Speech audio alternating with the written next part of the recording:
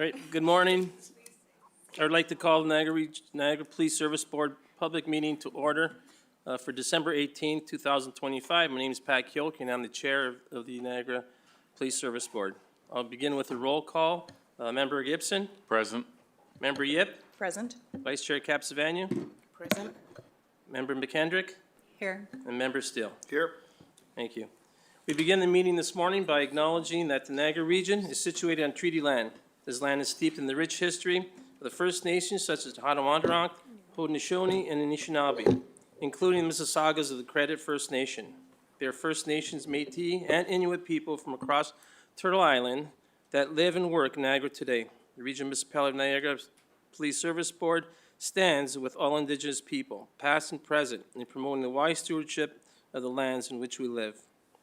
I'll go to the next item 4. Do we have any members declaring any conflict or pecuniary interest? Seeing none. We'll go to the adoption of the minutes. Moved by Member Yip, second by Member Vice Chair Capsavanu, that the minutes of the public meeting held Thursday, November 27, 2025 be adopted as circulated. Any questions, comments? Seeing none, call the question. That carries. We'll go to verbal reports. On the behalf of the board, I would like to welcome Dave Tilley to the meeting. Dave is with the Inspector of Policing at the Ministry of Solicitor General, and he serves as a police service advisor to Zone 4 police boards in Ontario. He regularly attends our meetings as part of the routine visits by police service advisors to police boards across the province. The board is pleased to see his continued attendance at our monthly meetings. Welcome, Dave. The Canadian Association of Police Governance hosts monthly webinars as part of the educational strategy to keep police boards and police executives across Canada apprised of issues currently affecting policing community. A webinar was held on December 4th for discussion on police practices for race-based data collection. Recorded copies of all webinars are sent to board members for their viewing. On January 15th, the service is hosting a promotion ceremony to formally recognize all sworn civilian members of the service that were promoted throughout 2025. The ceremony will be held at the Holiday Inn in St. Catharines beginning at 5 p.m.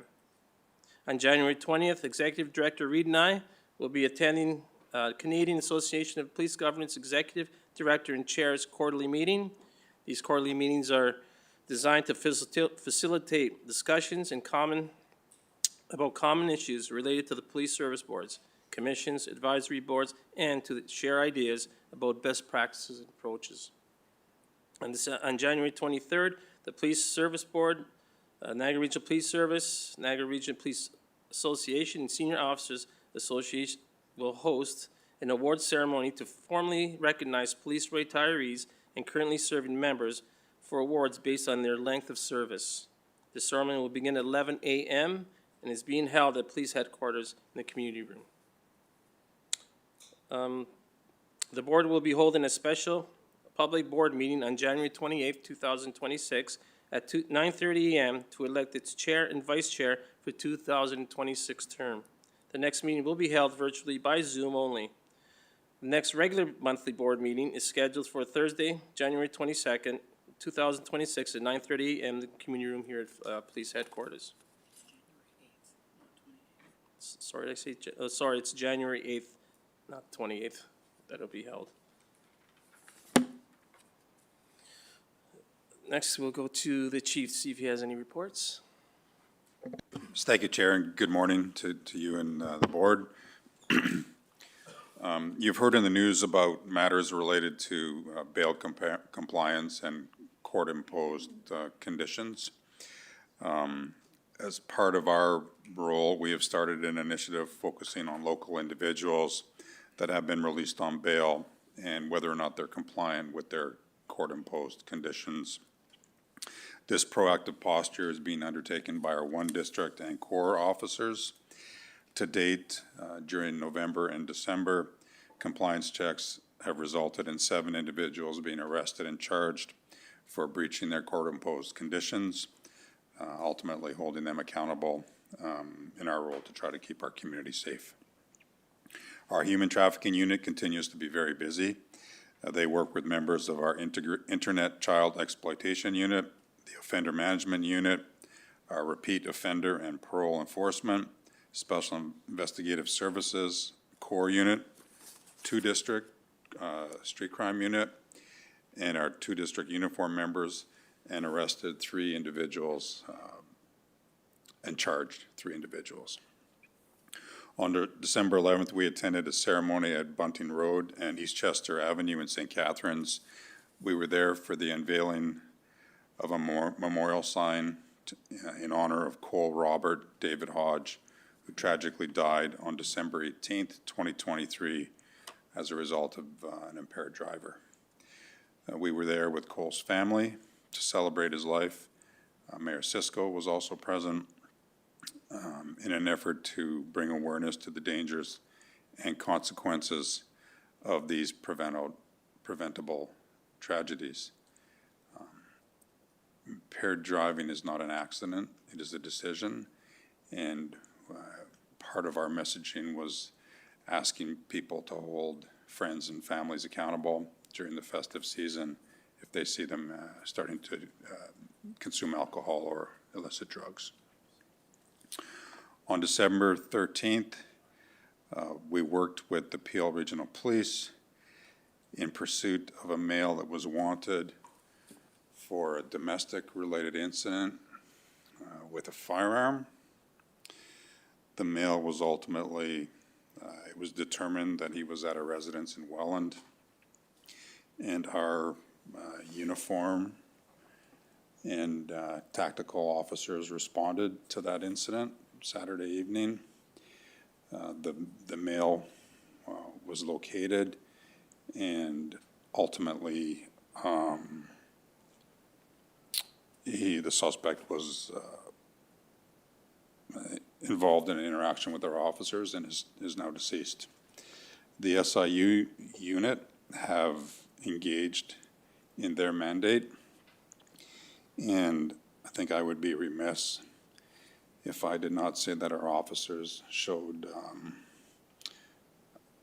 I'm just thankful for their skill and expertise, and that all of them are spending the holidays with their families.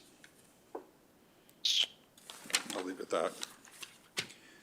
On December 28th, we attended the Hamilton Police Service mess dinner with our partners and other police services. On November 28th, we also attended the St. Catharines Bishop's fundraising gala in support of our local youth. On December 1st, members of the EDI unit attended the Niagara-on-Lake campus at Niagara College. They presented to students in the newcomer program about hate crimes, tenants' rights, frauds, and related scams. On December 1st, we welcomed St. Catharines Mayor Matt Cisco to headquarters, and Deputy Chief Waslovich gave him a tour of our real-time operations center, helping him have a better understanding of the capabilities of the real-time operations center in assisting incidents and investigations occurring in the community. On December 2nd, we were part of an interview and a recording on the All Well and Good show with Mayor Campion, where we talked about policing pressures in Welland and in the region more broadly. On December 3rd, we welcomed over 200 delegates to the Anti-Terrorism Active Attacker Conference here in Niagara Falls. That was hosted in partnership with the Niagara Regional Police and the Ontario Provincial Police. And I have to say it was an impressive and informative conference with elite speakers from around the world and police officers from agencies across the country. On December 3rd, we also attended the Niagara College Welland campus, where we assisted in judging final projects on community policing by students that are part of the program as part of our ongoing partnership and engagement with the college. On December 3rd, we hosted our Youth Academy graduation with 25 graduates, and we also hosted our Citizens Academy graduation with 18 candidates who graduated. And it's the second year for our Citizens Academy, and it was our inaugural Youth Academy. So I was very pleased with our efforts in that arena. These community members were exposed to many different units and aspects of policing in their 8-week program, and they got a unique inside look at what we do. On December 8th, we had our Community Inclusion Council meeting, where we had a highly informative presentation from Vivek Gupta from the Chinmaya Mission across the road. He spoke about spirituality, well-being, and the community working together for and with one another.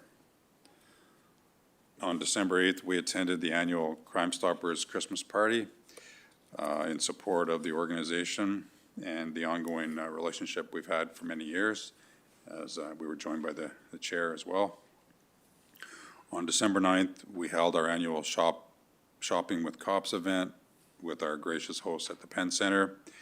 Our thanks to the board who assisted. That really worthwhile cause, with a special fund donation in support of 40 children through the community care program. We had over 90 members of our service volunteer for this undertaking. We also had members of the Ontario Provincial Police and the Parks Police join us. And I think I would be remiss if I did not offer a special thank you to Stephanie Beatty, who works with us and coordinated the event in its entirety. So a pretty significant undertaking. So if you're watching, Stephanie, thank you. On December 10th, we attended our auxiliary unit's Christmas party with the members of our auxiliary unit who volunteered their own time to support our service and our community. Throughout the year, we see them at all our graduations, all our special events. They're very valuable, and we thank them for their ongoing support as well. On December 12th, we began our annual Holiday Hero campaign with the community, purchasing gift cards to sponsor families through community care holiday programs. Also on December 12th, Deputy Chief Lagrataria attended a number of events, starting with the Project Share Breakfast here in Niagara Falls. Food and monetary donations from our members were provided to assist in supporting our community as part of their fundraising drive and our Cram a Cruiser event. Deputy Chief Lagrataria then attended Market Square for the Great Holiday Food Drive in support of St. Catharines and Thorold Community Care. Later that day, he attended St. Catharines Hospital with a teddy bear delivery to the children. The teddy bears were collected at the teddy bear toss during one of the Niagara Ice Dogs hockey games in St. Catharines. I believe that was on November 30th, if I recall correct. Special thanks to our victim services and our Detective Sergeant Sean Turcott, who work on this great cause for the children year after year after year. On December 13th, we participated in the Niagara-on-the-Lake Christmas Parade. Thousands of people lined up the streets of Niagara-on-the-Lake. It was a really great event. And on December 14th, the board will be aware of the tragic shootings that took place in Australia. In support of the Jewish community, we attended the B'nai Israel congregation, the synagogue in St. Catharines, and then we attended the first night of the Hanukkah event at Simcoe Park in Niagara-on-the-Lake. Later that evening, about 6 o'clock it started.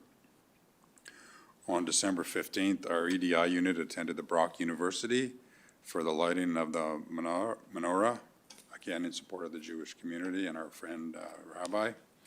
On December 17th, members of our EDI unit attended an open house at the Welland Heritage Council and Multicultural Center and Employment Solutions, celebrating their achievements.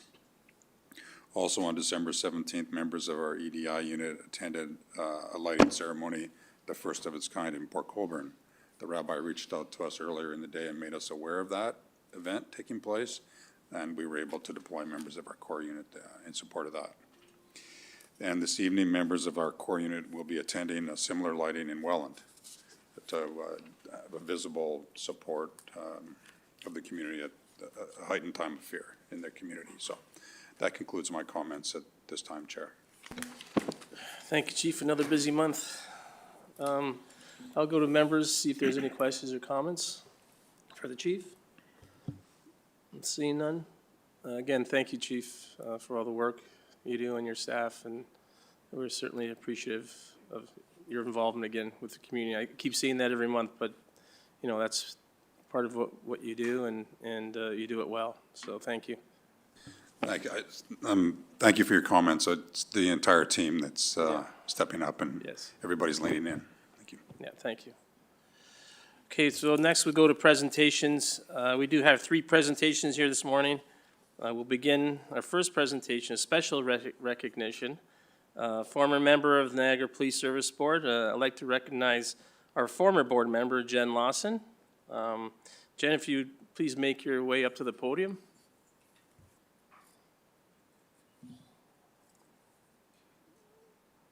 As Jen makes her way up, Jen's appointment with the Police Service Board expired on November 20th. We invited her here today to formally acknowledge the valuable insight and leadership she brought to the board during her tenure. Jen has been a respected member of this board. Over the past 5 years, she has devoted a numerous amount of time and energy to many challenges and priorities that we faced. During her service, Jen served as a board chair from 2023 and 2024, and also served on the Canadian Association Police Governance Board of Directors. She was always willing to participate in board initiatives and community events, and her commitment is greatly appreciated. On behalf of the board, it is my pleasure to present to you with a commemorative gift as a token of our appreciation. Before we do that, I know that the chief would like to offer a few words on behalf of the service. Chief? Thank you, Chair. Yes, I would like to provide a few comments. Jen, your contributions to the OAPSB and the broader community are remarkable, but from our perspective, from the members of the service, I think what is most important to us, and it was really clear during your tenure on the board, was how much you cared about our people and how much you cared about the wellness of our people. So on behalf of all the sworn and civilian members of our service, I thank you and I wish you all the best. And I look forward to seeing you in the community in the coming months and years. So thank you on behalf of the entire service. Thank you, Chief. I'll go to Jen if you'd like to make a few comments. Thank you. I just wanted to say that it has been an immense privilege to actually get to know what policing actually is. I think it's like many organizations that are misunderstood. I think policing is actually significantly misunderstood by the greater community. I know as a member myself, when I first started back in 2020, to what I know now is vastly different than what you see on TV. And what you understand. And I would encourage both the senior management members and the boards and all of our political contacts to continue to invest in the health and wellness of our members. It's immensely important. You just talked about the events that happened over the last week, the impact that it has on our members, and it's very important to make sure that you're taking care of them and investing in them and showing that you have their back. Because at the end of the day, the community, when they struggle with something, they don't know who to call, they're always calling the police. And if you're not taking care of your people who are actually the members, then they're not going to be able to take care of anybody else. So I encourage the board and the senior management and our governments to continue to invest in the health and wellness of our members, make sure that you have their back, follow through with commitments, lean into diversity and inclusion, because with diversity of thought and inclusion, we have made significant impacts over the last number of years. And I'd love to see that continue to happen out in the community, and I'm looking forward to seeing what we do in the future. Thank you so much. Thank you, Jen.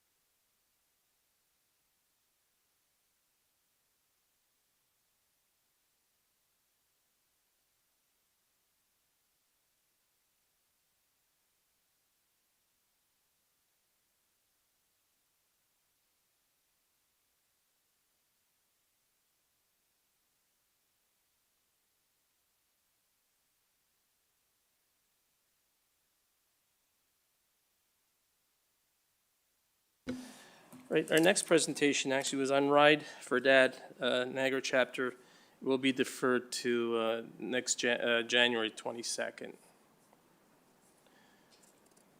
So then we'll go to 8.3, the NRPS Community-Oriented Response and Engagement Core Unit. Chief, would you like to introduce the team, please? Yeah, thank you, Chair. It's my pleasure to introduce Staff Sergeant Jeff Bootsma. Jeff has done a tremendous job of leading our core unit, and we're excited to have him here today to talk about the great work they do. Great, welcome. Morning, everybody. You've already heard a little bit about the exploits of the core unit, so I'm here to talk a little bit more about that. Like the Chief mentioned, I'm Staff Sergeant Jeff Bootsma. I'm in charge of the community engagement here at the NRPS, which part of that is the core unit.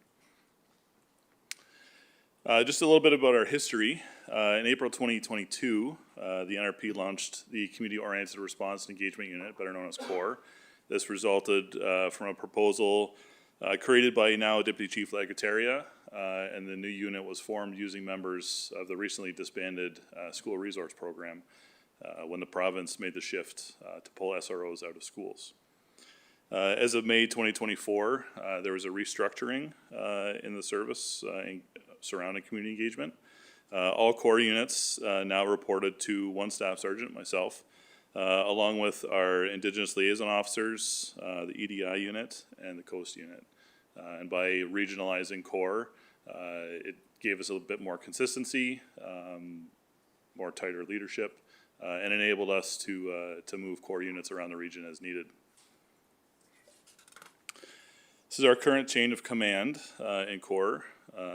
You see on the bottom, I'm the Staff Sergeant of Community Engagement. We report to Inspector Rob LaPlante.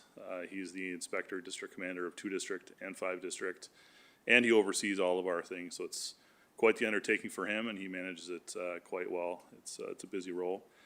We then report to the Superintendent of Community Services, which is Superintendent Sean Parent, and from there through to Deputy Chief Lagataria, Community Services Deputy Chief. This is our current organizational chart for CORE. You'll see the staff sergeant at the top, that's myself. 1 district in St. Catharines has a team with sergeants, one sergeant and some constables. 2 district and 3 district also have teams as well, each headed by a sergeant. The 1 district core team, Sergeant Richardson is responsible for oversight of the Coast unit with CMHA. And Sergeant in 2 District is responsible for the Indigenous liaison officers. And you'll see that I included EDI on the chart, not because they're part of CORE, but because they're so embedded in our community engagement strategy that EDI is often working with CORE, CORE is often working with EDI, and since we've amalgamated community engagement together, it's just such a blending of our talents.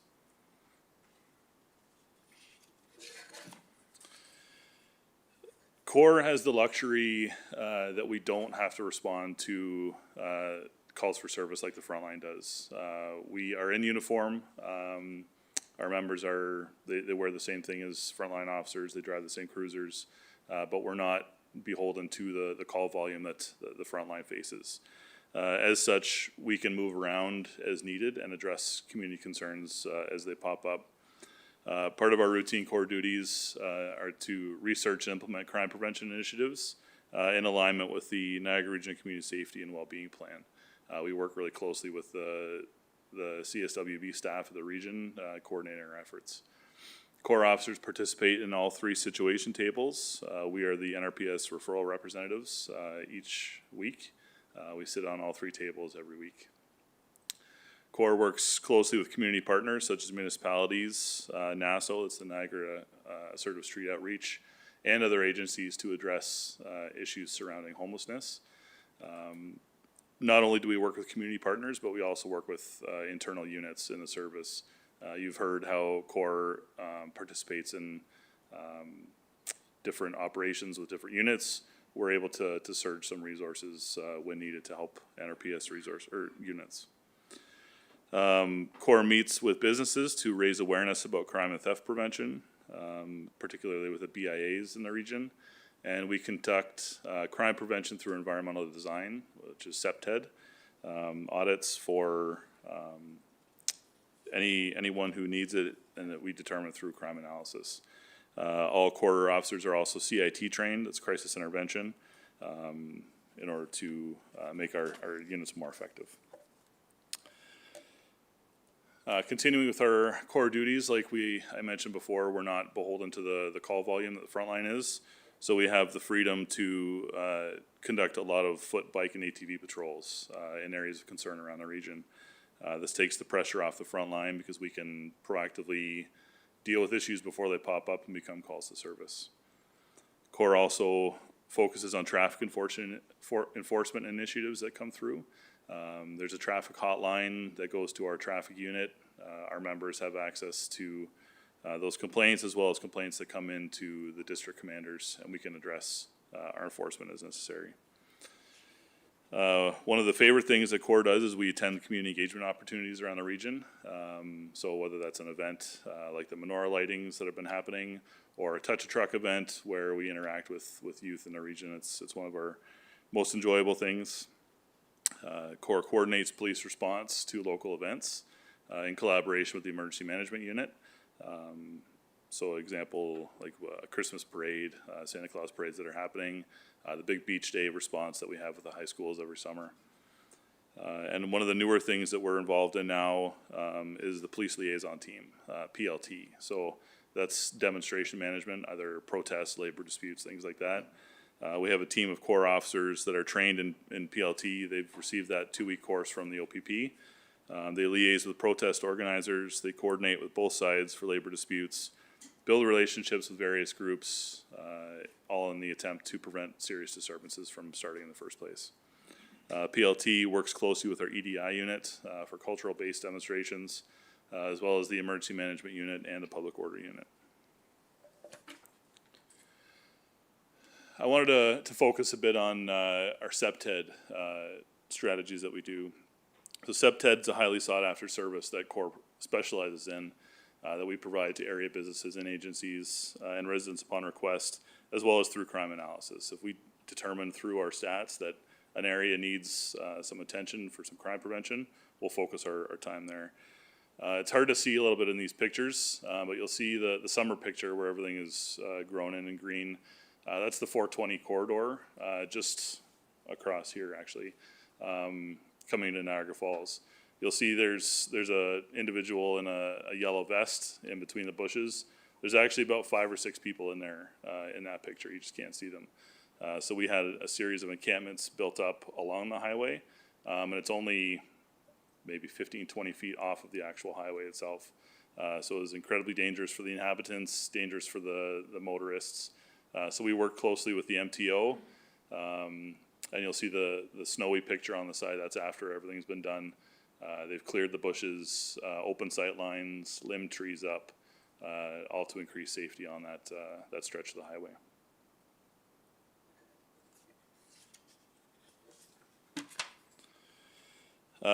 Different districts in the Corps teams have different focuses. We understand that even though we're a regionalized Corps team, each municipality has their own concerns that differ and are unique. So one district has a heavy focus on crime prevention strategies, specifically in the downtown core. We've all heard of the issues happening there, and Corps is actively trying to address those community concerns. They liaise daily with the Riordan Street Shelter, as well as other housing agencies like Bethlehem Place, and they do a lot of encampment management in the city. 2 districts, our Niagara Falls, Niagara Lake, and Fort Erie office. They have a close working relationship with the city of Niagara Falls. They communicate daily to address community concerns in the city, specifically around the tourist area. They're part of the Casino Police Security Alliance Group, which is made up of businesses and the police in the casino areas. So that covers both the old and the new casino, Clifton Hill, Victoria, Fallsview, and that whole area. And we meet once a month to go over shared concerns and problem solve. And as well, Niagara Falls does a lot of CEPTED audits, working with partners here in town. 3 district is our Welland, Port Colborne, and West Niagara group.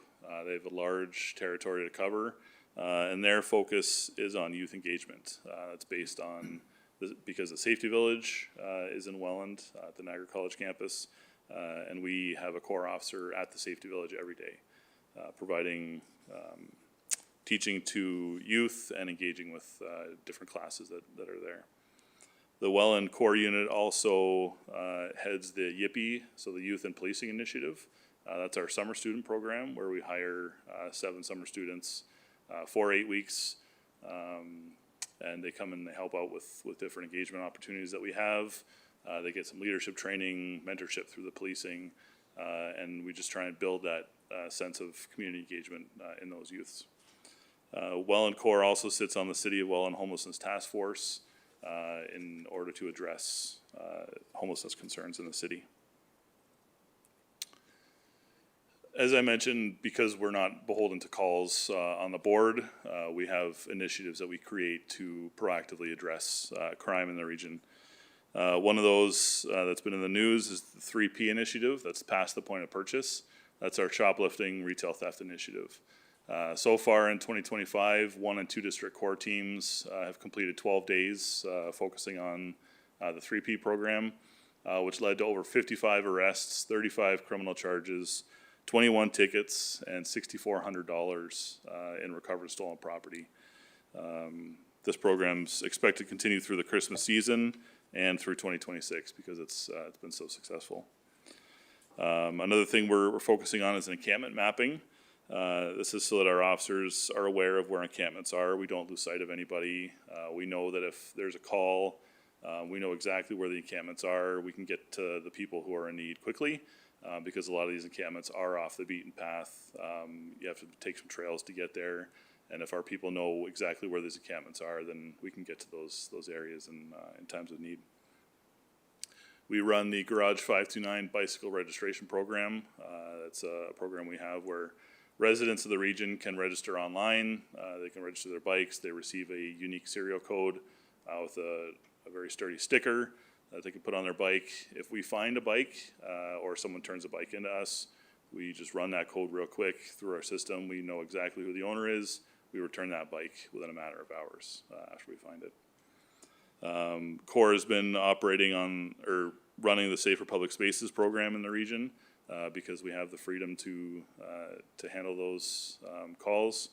And we also every year do the Beach Day response, which is a significant draw of resources. Every CORE officer of the region is usually sent to one beach or another, along with our public order and frontline officers. And CORE is the one that coordinates that response. And that's it. That's the brief overview of CORE. We're heavily active in a lot of different areas in the region. So if there's any questions, I'm glad to take them. Okay, great. Thank you for your presentation. I'll go to members for any questions. Member Gibson? Thank you, Chair, and through you, thank you for your presentation. When you were speaking about the shoplifters, you said there were some criminal charges, but you also said tickets. I'm curious what that would be in what form for shoplifting.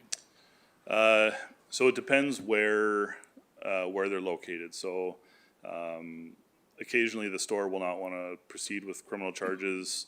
Then they would, if the person's been trespassed before, then we would lay a trespassing ticket because they've already been told before. These are usually our repeat offenders. They've been arrested before for shoplifting. They've been trespassed from these stores. So we will proceed with a trespassing ticket. Okay, thank you. I was curious about that point. Thank you. Thank you, Member Gibson. I have Vice Chair Capsavanian.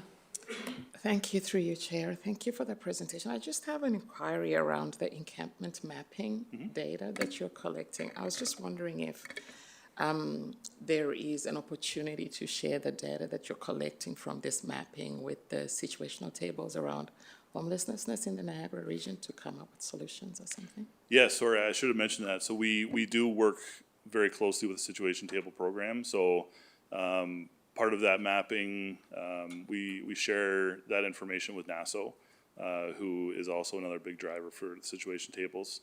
And if there is somebody who's referred to a situation table and it gets voted through that they need some interaction with and support and things like that, then we know exactly where that person is. Even if the police aren't a lead on the situation table referral. Oftentimes, the situation table organizer will reach out to us because we know where the encampments are, and we can say, yes, this is where it is. We'll take you in there, and we'll support those interactions with the situation table supports. Okay, thank you. Any other questions, comments? No? Thank you for your presentation, very valuable. I think I was part, when I did my, when I went on my ride-along, I think, I know, Deputy Chief Lagateri was there as well. We went with the core team, and they did show us through the encampments in St. Catharines, which I was quite amazed how the officer was very knowledgeable on each individual and the people that are in there. So they were very engaged with them. So it was very nice to see the work that they do. So congratulations, and commend you and your team for the work you do. Thank you, appreciate it. Thank you. Okay, thank you for your presentation. We'll go on to next is consent items. Oh, sorry, moved by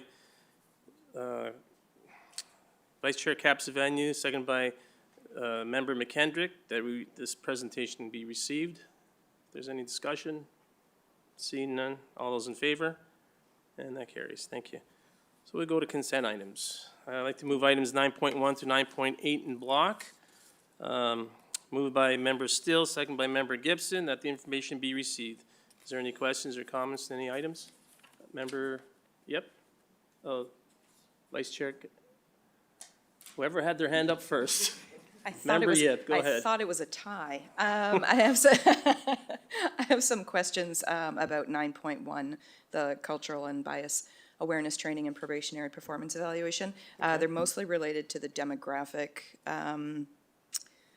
information that's in the report.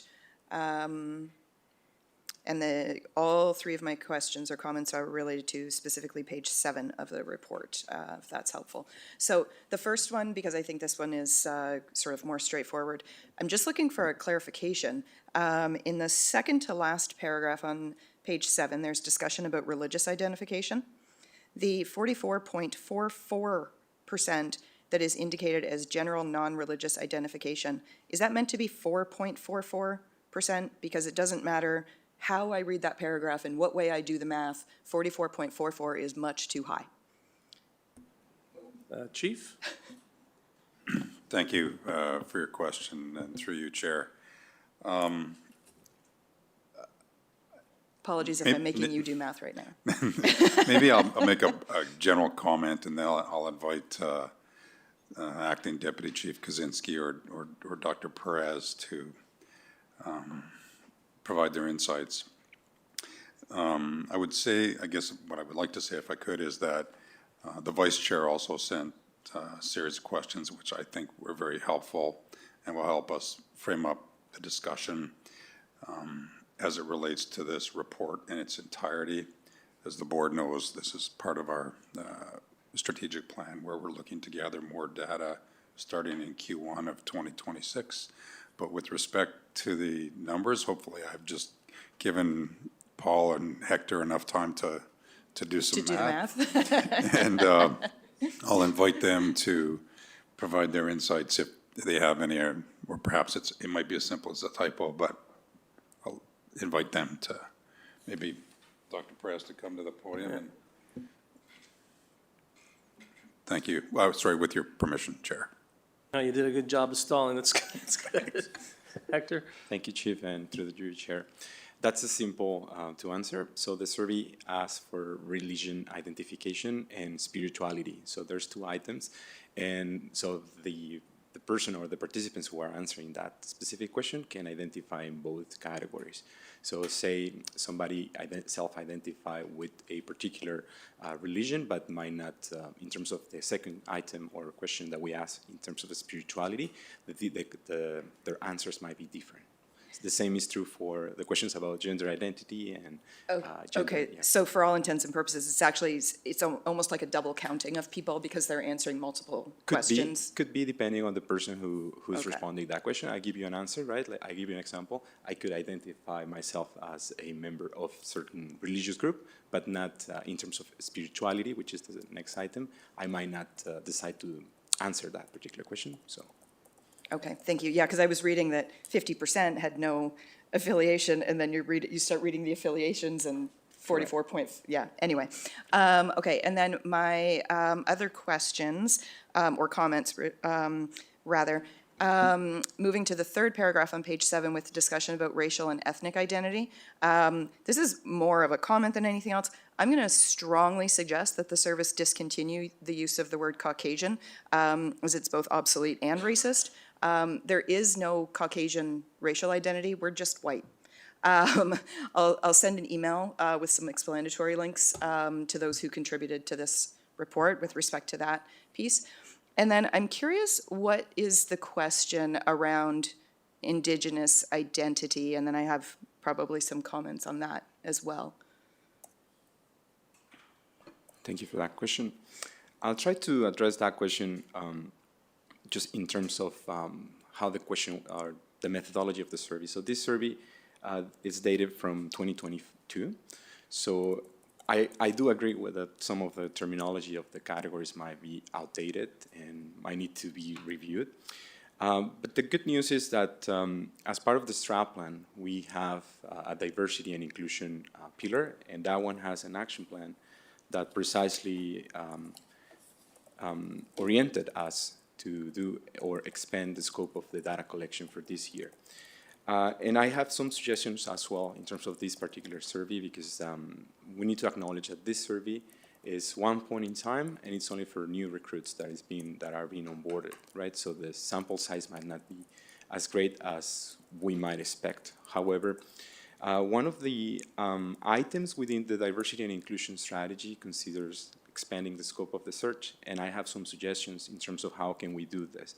So first, I think we need to have a different survey, broader in content, more aligned with new terminologies.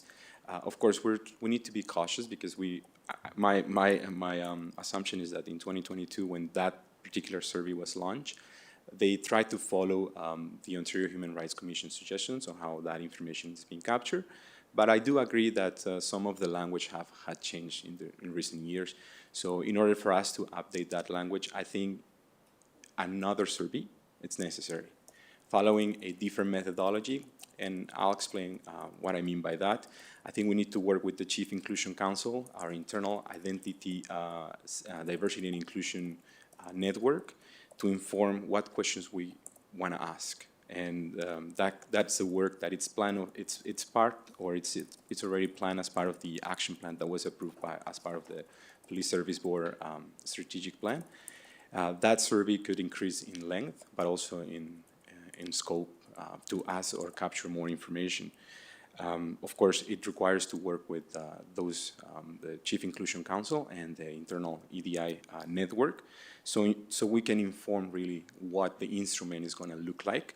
And then I might suggest a full rollout over a month, and potentially, if with the direction of the board, potentially we can ask supervisors and managers to allow members at least half an hour, right? Because always incentives help when this type of service. Different organizations offer, I don't know, door prizes. I don't think we need to go with that, but to incentivize participation, I think we can direct or invite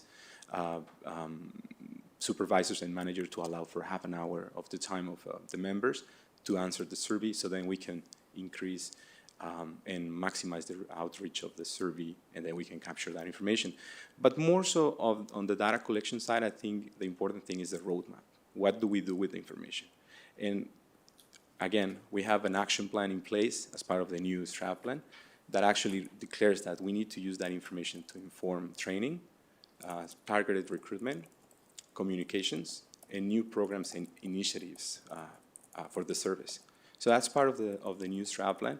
And my suggestion will be first month of the year, January, we define the draft the survey, we circulate that with the Police Service Board, but also through our internal ADI network, Chief Inclusion Council, so then we get all the feedback, and potentially we can start rolling out the survey mid-February and give that survey for a month, provide direction to managers and supervisors that please invite the members to answer this survey, of course, acknowledging that this is a self-identification survey, and the literature suggests that self-identification survey, especially for sensitive topics, that could be these ones, the response rates fall between 20 and 56%. Actually, there's a study very famous from healthcare in BC. They had 20% response rates, which aligns with the onboarding survey that we have, right? When you look at how many people we have hired per year and how many people actually respond to the survey, lines up pretty much.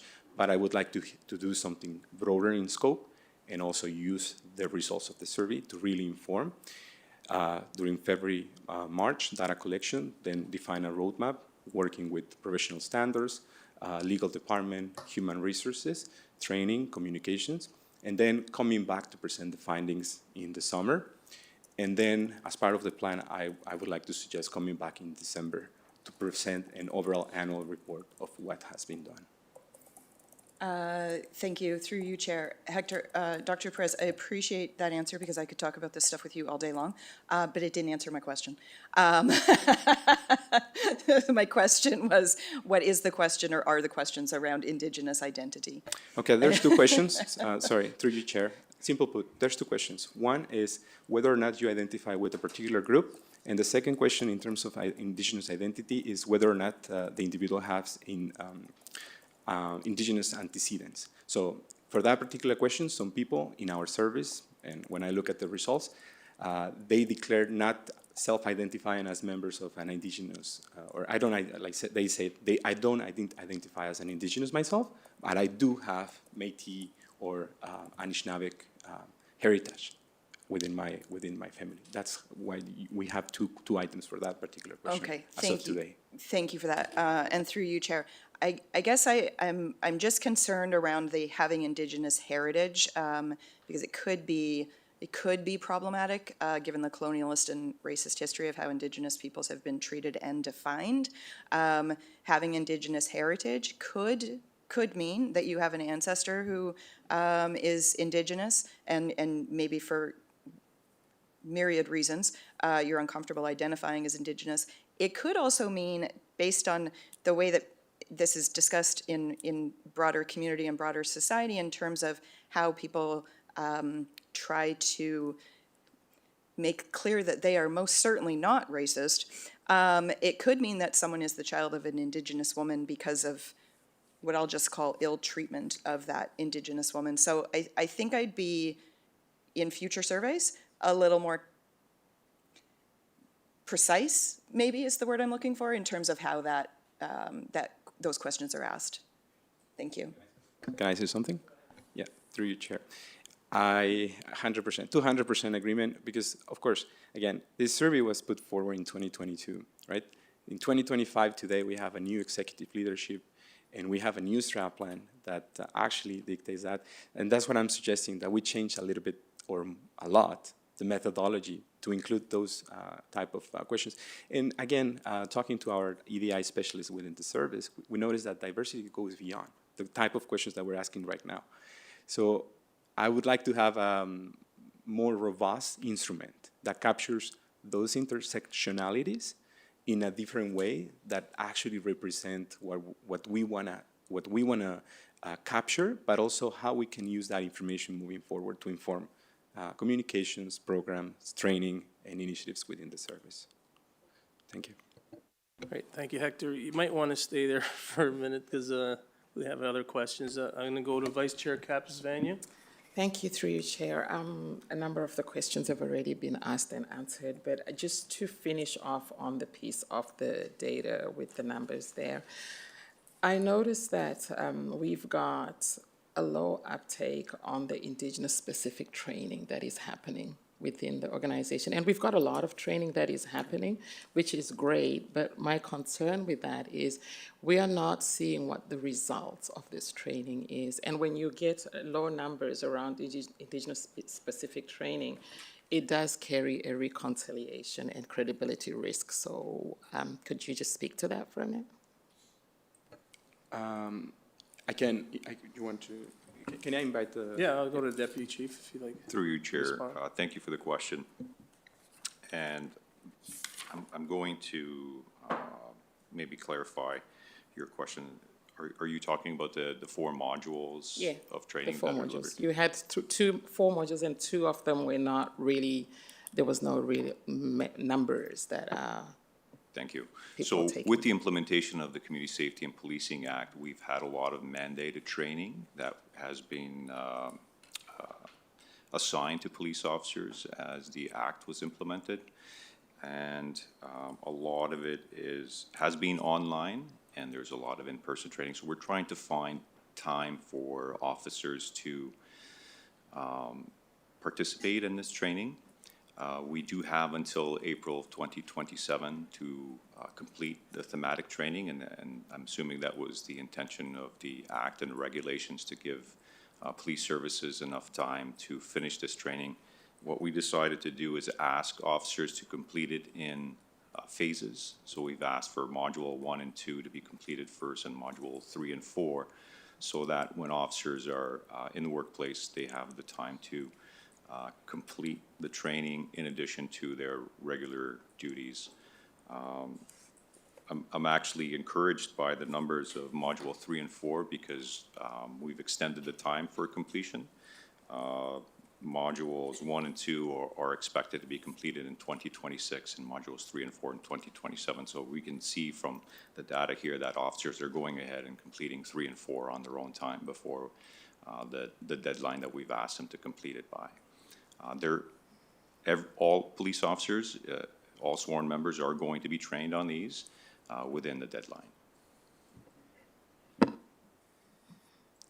Thank you for that answer. And through you, Chair, that actually leads to my next question. When we are looking at officers completing these things by deadlines, is this now just a compliance issue, or are we actually seeing changes taking place as a result of this training, of the trainings that the police officers or the members are taking? Deputy Chief? Thank you for the question. Through you, Chair. We've not contemplated measuring how we're seeing what changes have taken place since the completion of the deadline. Similar to the street check regulation training that was implemented in 2016, we have seen changes that were measured over time. And I think that it's fair to say that a discussion is going to take place once all of the training is completed to see what changes and how they can be measured. Dr. Perez alluded to a strategy of surveying the membership, and perhaps that can be included in this survey. Thank you, through you, Chair. I'm going to take us now back to the training performance criteria that was sent to us in there, and I just have a few questions. I do applaud the fact that the document or the report recognizes that bias awareness training and cultural training are necessary for modern policing, and that they acknowledge that probation is a critical risk, period, requiring structured oversight. My concerns, though, with what was sent through to us is that there was not any standardized EDI-anchored criteria that is being used. And when we are looking at the numbers where people are talking about how they identify and they are not identifying, and the numbers are just given as, well, people chose not to. My question and concern around that is, how much psychological or identity safety do we have in the organization, and what is management doing to ensure that there is that safety so that people can freely identify and fill in surveys like these? Deputy Chief? Thank you for your question. Through you, Chair. We considered, this is one of the advanced questions that we reviewed, and we considered some of the previous surveys that the service has completed. One of those surveys was done in 2023 by Dr. Angela Workman-Stark. I'm sorry, this was a 2022 survey done by Dr. Short. It was a member support survey, and it was the Guarding Minds at Work questionnaire, and that was done. There was a response rate of 321 members of all the entire membership that was surveyed. And the results of the survey showed us that 73.8% of respondents felt that the organization understood the importance of protecting psychological health and safety. 81.6% of respondents expressed that the service is a workplace that's inclusive of persons with diverse backgrounds and points of view. 74.4 respondents expressed that people from all backgrounds are treated fairly in the workplace. Obviously, we would like to see those percentages higher, that everyone feels like they are working in a fair and respectful place, and that they feel safe to provide self-identification information that is presented in questionnaires to them. But that is the evidence that we have to answer your question. Thank you, through you, Chair. I'm not quite sure if you actually did. Were those stats for this service or just a research done in general? This is specific to the service. The entire membership was surveyed and 321 respondents. Specific to the Niagara Regional Police Service? Yes. Okay. Through you, Chair, I've got a follow-up question to that, though.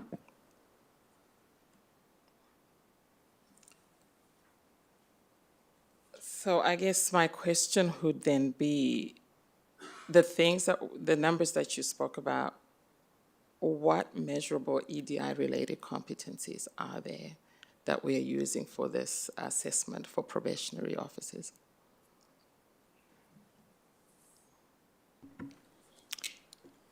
Through you, For Chair. you to say, the person who is on probation has successfully completed their probation, what EDI-related competencies are we using there? Do you get the question? Yeah, I'm not sure that I understand the question. I think we provided information on how we assess people on the expected performance standards. You did provide information, but there were no EDI-specific competencies to the information that was provided.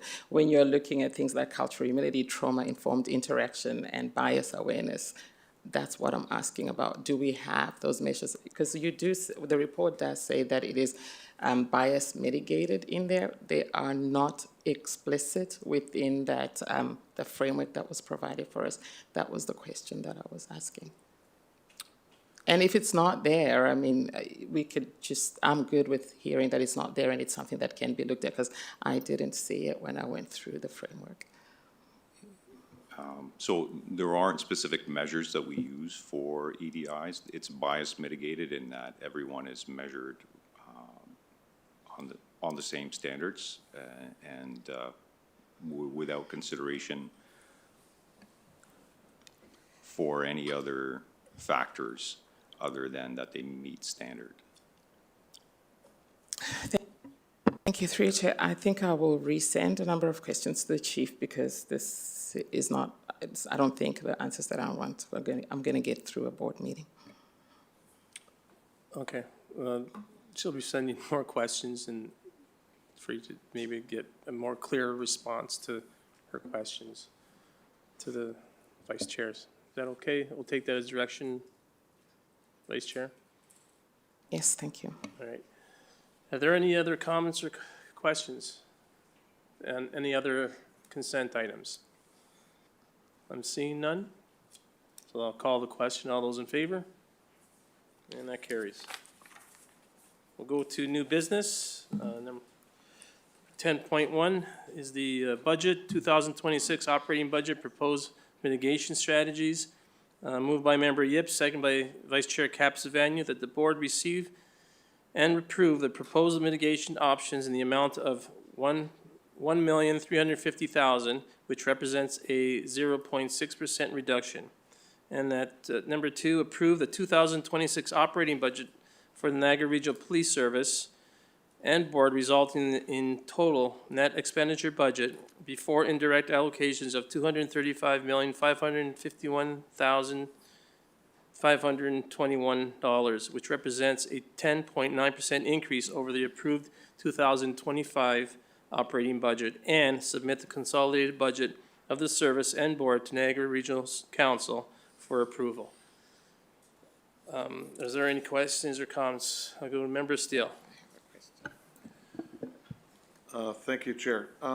Through you to the chief and staff that can answer this.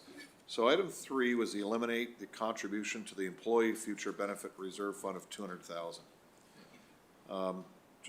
Before I get into my main question, point of clarification, it says here, first paragraph, reserve fund as per the region's reserve fund police. I assume that should read policy. Where is that though? It's on page 4. It's the explanation under the $200,000 elimination. Should be policy? Yes, through you, Chair, you're correct. It should be policy. Okay, thanks. So with regards to this, I mean, the current reserve fund is 14%. Staff is telling us in this report that we should be at least 40%. This is a lot of unfunded liability. With regards to retirements as those move along, in the next few years, let's say the next 5 years, are we going to see, like there are times when the service gets a lot of retirees at one time based on the age groupings. Are we going to see all of a sudden that this is either going to be eliminated because that 14% can't cover the number of retirees we have, specifically when a lot retire? Like, I don't want to see us put us, but primarily the taxpayer, in a real predicament here, trying to fund unfunded liability all at once. So I'm skeptical as far as supporting this single option under the things that you're cutting from the budget. Knowing that the region itself has a huge gap in its unfunded liability with its employees, this worries me. So before I can support this, I'd really like to see a report coming back to us where we stand today and as we move into the future. And some of it is speculation because you're not sure exactly when employees are going to retire. But I think we can look at our past history and kind of guesstimate where we are. I just don't want to see this come and bite us as we move down the road. Chief, you have any comments? Thank you, Chair, through you. And you are correct, Member Steele. Each of these recommendations does come with risk. First of all, and I think the Chair, when he was speaking with Regional Council, referenced that specifically. With respect to potential retirements, we have done a forecast on who is eligible once they hit typically the members are eligible at 30 years. And we have done that forecasting out to 2029. And we do feel that there is a significant potential for people to leave in 2028. But if it's the board's desire for us to come back with that by way of a board report, we can certainly do that. But we are alive to that potential. Member Steele? Thanks, Chair. So, I mean, I can come back and ask for that after. I think it's important that this board knows what our unfunded liabilities are at this board. It's one thing I'm actually going to take to Regional Council because, quite frankly, I think Regional Council is in the dark about the unfunded liability at the region, and it's quite extensive. Chair, would it be possible for me to invite Director Rulo just to top up my comments, just for the benefit of the board? Sure. Thanks. So through to the chair, the employee future benefit liability that we currently have at the end of December 31st, 2024 was $72 million. And that is not necessarily the liability that's related to our retirees. That's actually a requirement under public sector accounting standards to record a liability of existing active staff. and what they could potentially have or be paid out in the future. So, and then from that liability, we draw any of the benefits that we do pay to our retirees from that. So that liability will grow. It gets indexed every year with inflation, as well as it will grow with the number of active members that we have. So we're not likely to see that liability reduced. A portion of that 72 million is also the WSIB, and that is our obligation under anyone who is currently in receipt of WSIB and potential post-retirement benefits that they receive from WSIB. So the reserve policy from the region requires municipalities, other public sectors have to fund it 100%, but municipalities are not required, and the region has set that 40%. Now, I've had conversations in the past with the region about updating the reserve policy, and it does say that 40% is overall all ABCs. So the argument could be that they may are reaching that 40% and not collectively, but I would argue that if we aren't reaching our 40%, then it's unlikely that all the other ABCs and levy departments are also achieving that. So they have talked about updating that, but the reality is that we've never, since I've been here since 2014, have been able to achieve that 40%.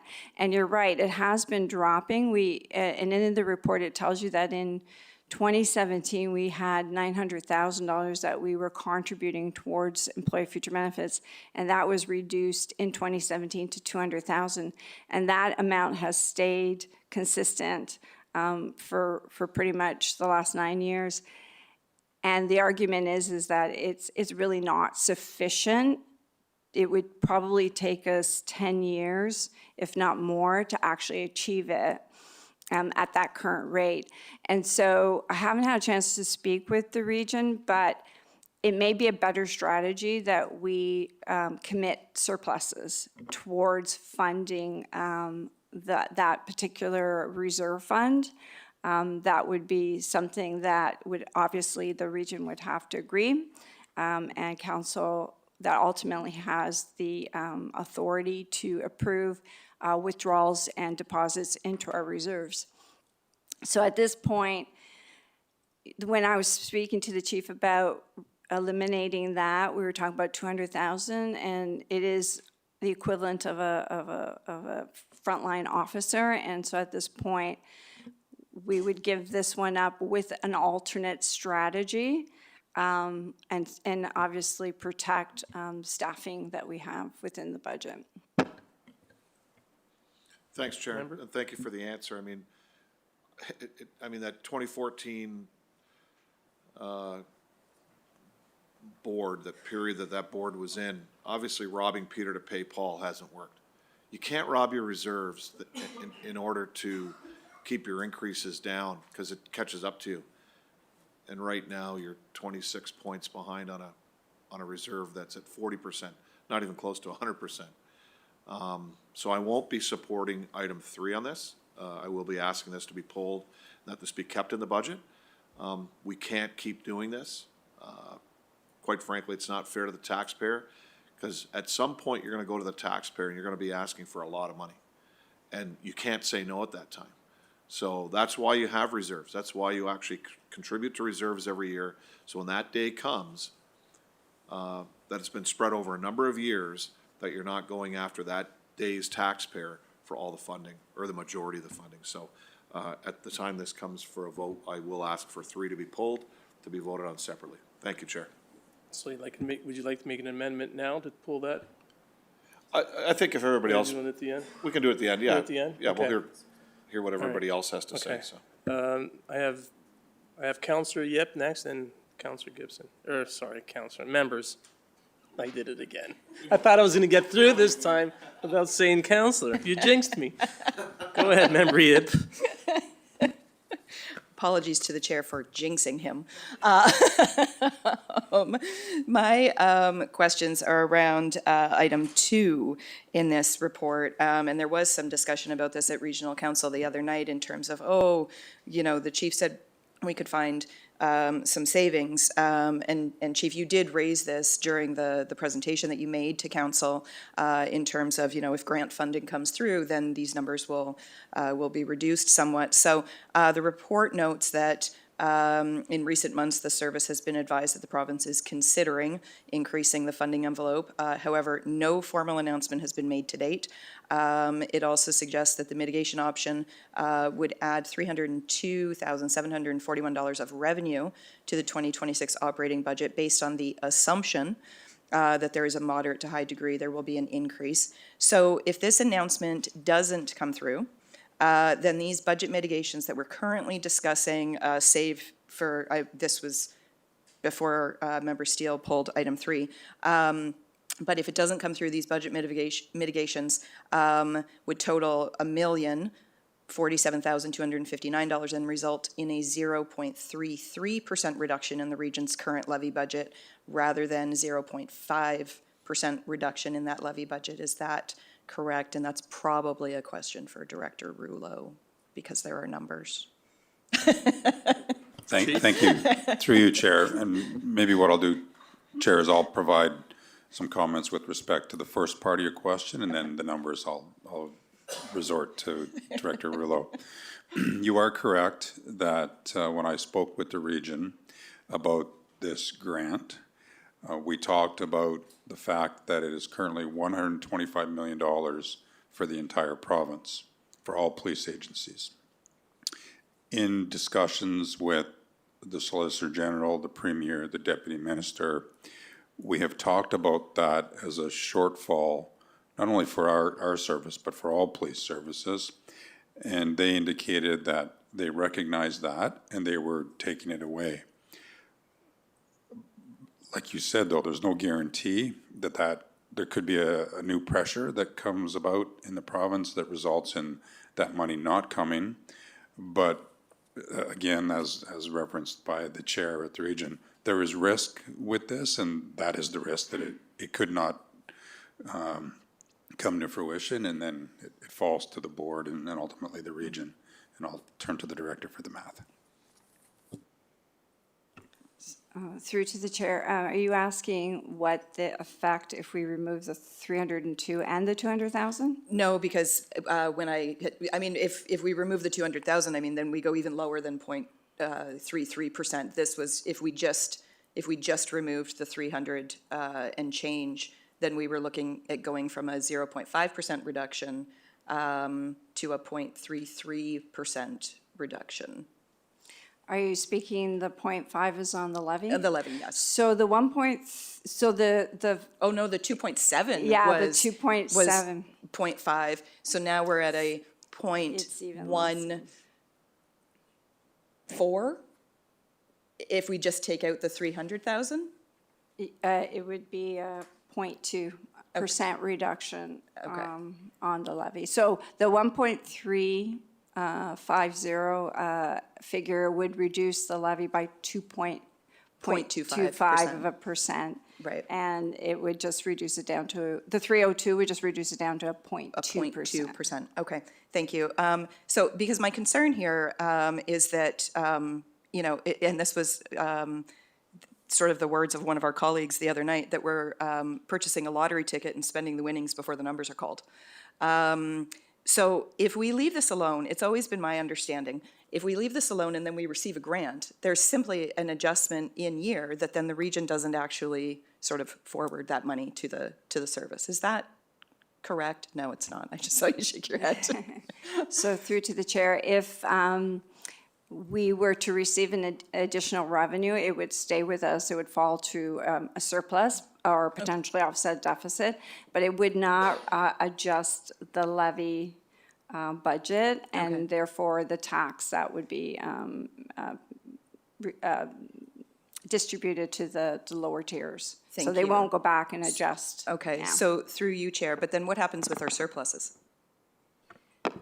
Through to the chair, it will, there are different scenarios that can take place, but if we had a surplus, typically the treasurer of the region would make the decision, and it could go to the tax stabilization reserve or held by us. Okay, thank you.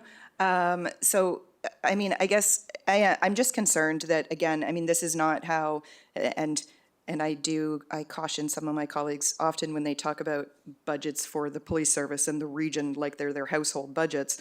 So, you know, I shouldn't be saying this just based on my own advice to people. But this isn't how I would budget at home. I wouldn't say, oh, I put in an application for this kind of money, so I'm going to start spending it, even though I don't know if I'm getting it.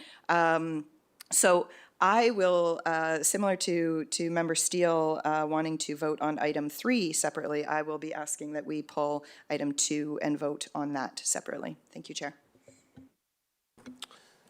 Thank you, Member Gibson. Thank you, Chair, and through you. So this whole report, thank you for all the work that has gone into that. It's obviously been quite a bit of work. I'm not going to support this at all. When I attended the budget meeting at Region, during that time, there was a motion made to reduce our budget by $2 million, something in that range. It was voted down at that time. What's happened since, I don't know. My concern is, I suspect that in future years, our budget is going to be under a much broader attack for reduction. I hate to use the word attack, but I have a feeling that we're going to have a harder time in the future with our budget. We've already cut, before we went to the region, we already cut a number of dollars. And I remember that discussion, we said, why don't we wait until the region comes back? I think I asked that question, why don't we wait until the region comes back with mitigation, and then we'll cut the things that we were going to cut, that we had already cut before we went. So I look at this, I have concerns. Every year we do this. I don't agree with it. It may go to arbitration, so be it. And I always like to play nice in the sandbox, but every year this happens. That $2 million was already, that motion was already defeated, and here we are again dealing with it again. And so I don't support any of this, and I'm going to vote to not accept this entire thing. Unfortunately, I know how much work has gone into it, and I apologize for that, but I'm not going to support this as it sits. So, okay, thank you. Just a comment. Thank you. Thank you, Member Gibson. Member Yep? Thank you. Through you, Chair. Sort of further to Member Gibson's comments. These last 2 years of Niagara Regional Police Service budget is the first time that I've supported a budget. Even my very first year on this board, I didn't support the budget that the service took to council. And I think, I mean, there's a few issues that I have with this particular request. First of all, a few of our colleagues at council commented that they did not feel that the Police Service Board had worked hard enough to bring in a budget that that they could accept, which is indicative of them actually not watching the meetings or discussing the process that we go through with any of us. The 2.7 million is also, it's arbitrary, right? I mean, it is, again, it is not council's place to say to the service, we want you to cut X, Y, and Z from your budget to achieve this amount. But they've pulled a number, 2.7, which happens to be 0.5% of the levy. Again, completely arbitrarily, with no thought to what that actually does to the budget, other than make council look good in a budget that is the last budget before an election. So, I mean, this, I can't support this because we've also seen in the last 2 years, in my opinion, budgets come to council with far more evidence than we had seen in the past. Which is why I hadn't supported previous budgets, because I mean, I would ask questions around adequate and effective and what's the sort of evidence for these different things, and the answers were, in my opinion, insufficient. We're seeing a lot more evidence the last 2 years in terms of why the requests are being made. And again, and this was another conversation that I had last Thursday as well, that I said to council as a whole, but then also on the break.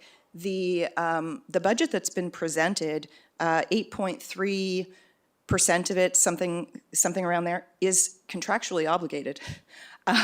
We have no choice. We were never, and all of us on this board were clear from the beginning, we were never going to be able to meet that 3.5% motion that was passed at council. If all we did was contractual obligations, we were still more than double that 3.5%. So I also will not be supporting this, but I would hopefully, maybe a couple of our council colleagues are watching a meeting, and I would encourage them to watch meetings in future and see what actually happens here, rather than thinking that, simply because those of us who are on regional council are also on the police service board, we have, and I quote, drunk the Kool-Aid to just support the budget no matter what. So I will also be voting against everything in this report. Thank you. Thank you, Member Yip. Is there any members, other members who'd like to speak to this? I don't see any. So we do have, I'll go back to Member Steele. Do you still want to take number 2 out of the report? 3. Oh, sorry, number 3. Yeah, so I would like to amend the motion here that we remove item 3 from this. All right, and I know Member Yip wants to take out number 2. Number 2, yes. So can we do this at the same time, or do it I'll support separately? that. I'll support that. Okay, so that we, Yes. 2 and 3, 2 and 3 are voted on together. So that's the amendment we're making right now. That 2 and 3 is taken out of the report and then adjusted with the percentage afterwards. So any discussions to that? I'm seeing none. So I'm going to call the question. All those in favor of taking out 2 and 3? Okay, that carries.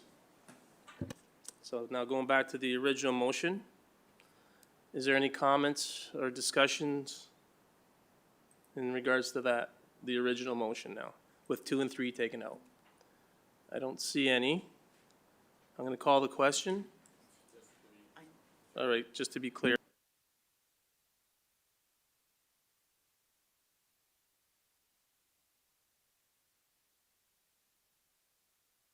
Do we have the numbers to the percentage that's we're currently at now?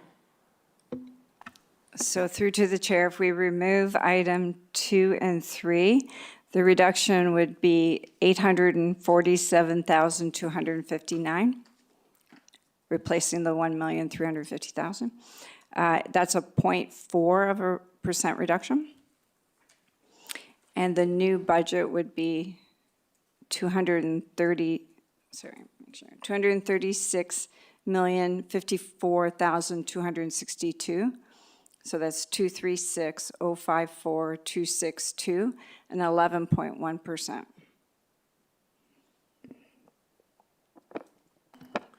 Okay, I'll call the question then.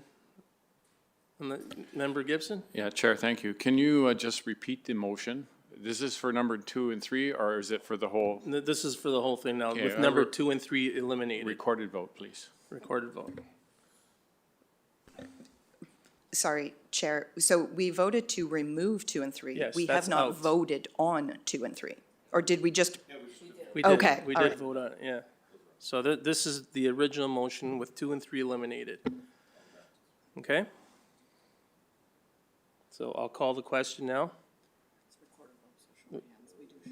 Show of hands, okay. We do a show of hands. So recorded vote. All those in favor?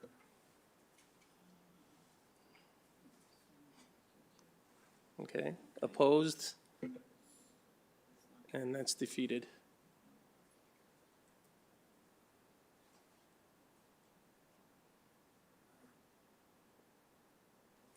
Okay, so the report is defeated. So we will be sending,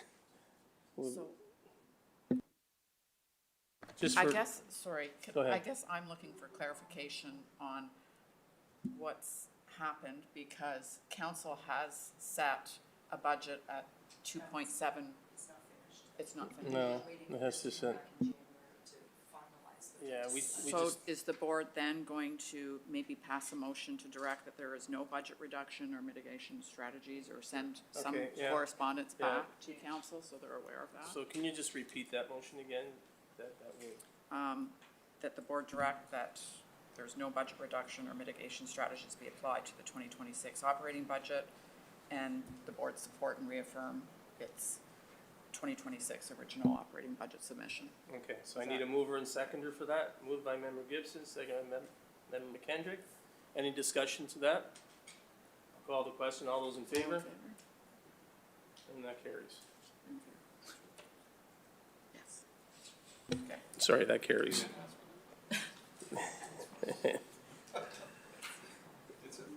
It's implied. All right, so we'll go to the next item, 10.2. Moved by member McKendrick, seconded by member Steele, that the board approve the revised special duty rate schedule to bylaw 425-2024 effective by January 1st, 2026, and further that all documentation be updated accordingly. Any discussion? All those in favor? That carries. All right, 10.3 is community safety high visibility vehicles. Moved by member Gibson, second by member Yip, that the board approve alterations to the markings of NRPS frontline patrol vehicles to reflective Battenberg-inspired patterns, phased in over a 3-year period, 2026 to 2028, as outlined in the report. Is there any discussion? I think there might be a presentation for that. They might want to do a presentation. Right now? Do you want to do a presentation now on this? Okay. Through you, Chair, it's my pleasure to introduce Manager Stephen Harmon to provide the board with some additional material for this, Okay. in support of this board report. All right, thank you.